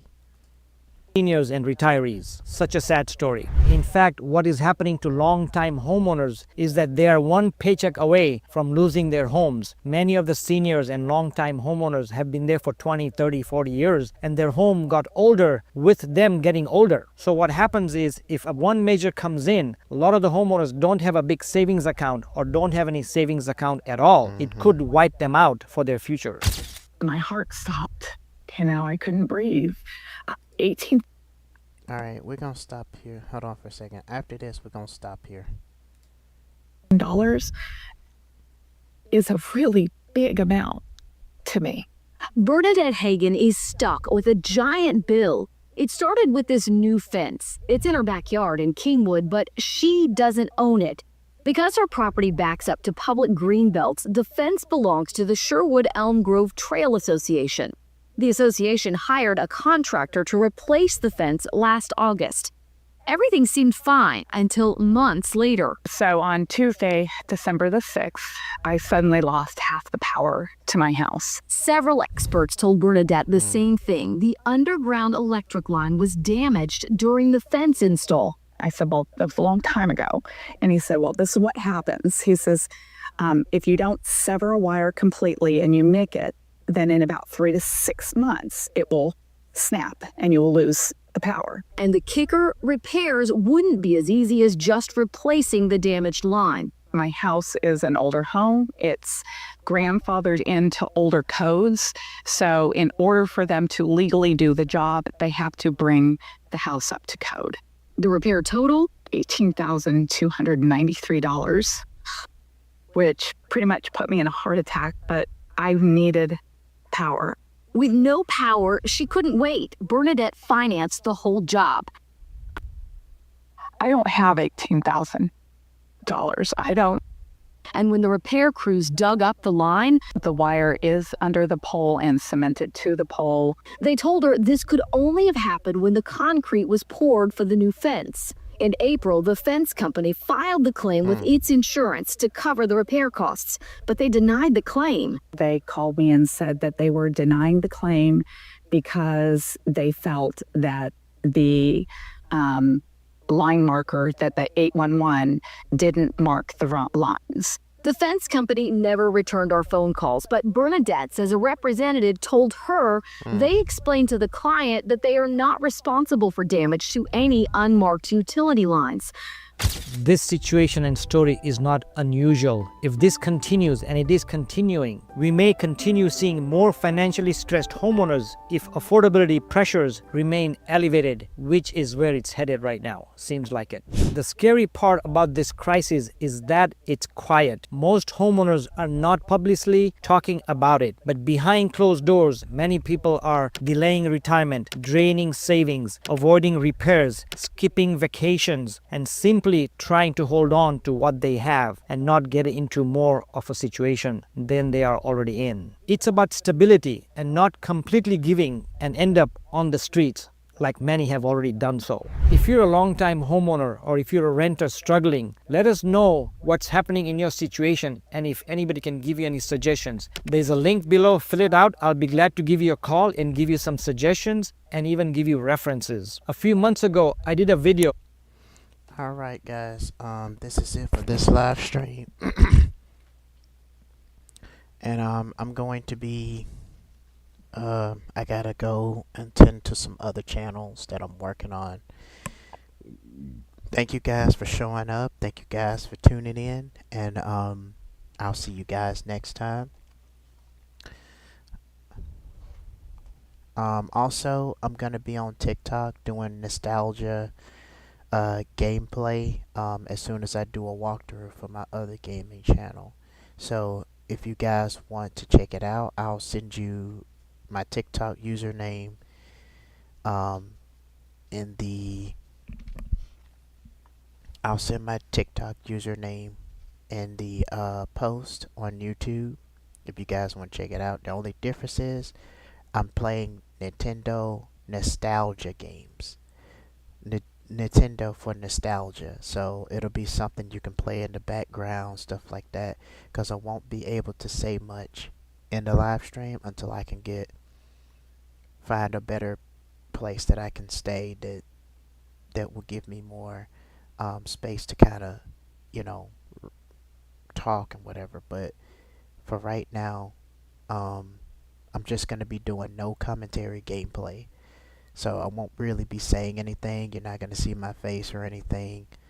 But if that's something y'all are interested in, I'll send you my TikTok link or username. You guys can go there. Anyway, I hope you guys enjoyed this, and I'll be back next time. Usually I only stream 2 days out of the week, which is Thursday, Friday, but I'm going to change it to Friday and Saturday. And that's because on Thursday is always the busiest time, and I'm always streaming late, so I want to be able to stream to where everybody has time to jump in. Anyway, thank you guys for coming in. Thank you guys for the love and support. See you guys next time. Let's see if I can get this.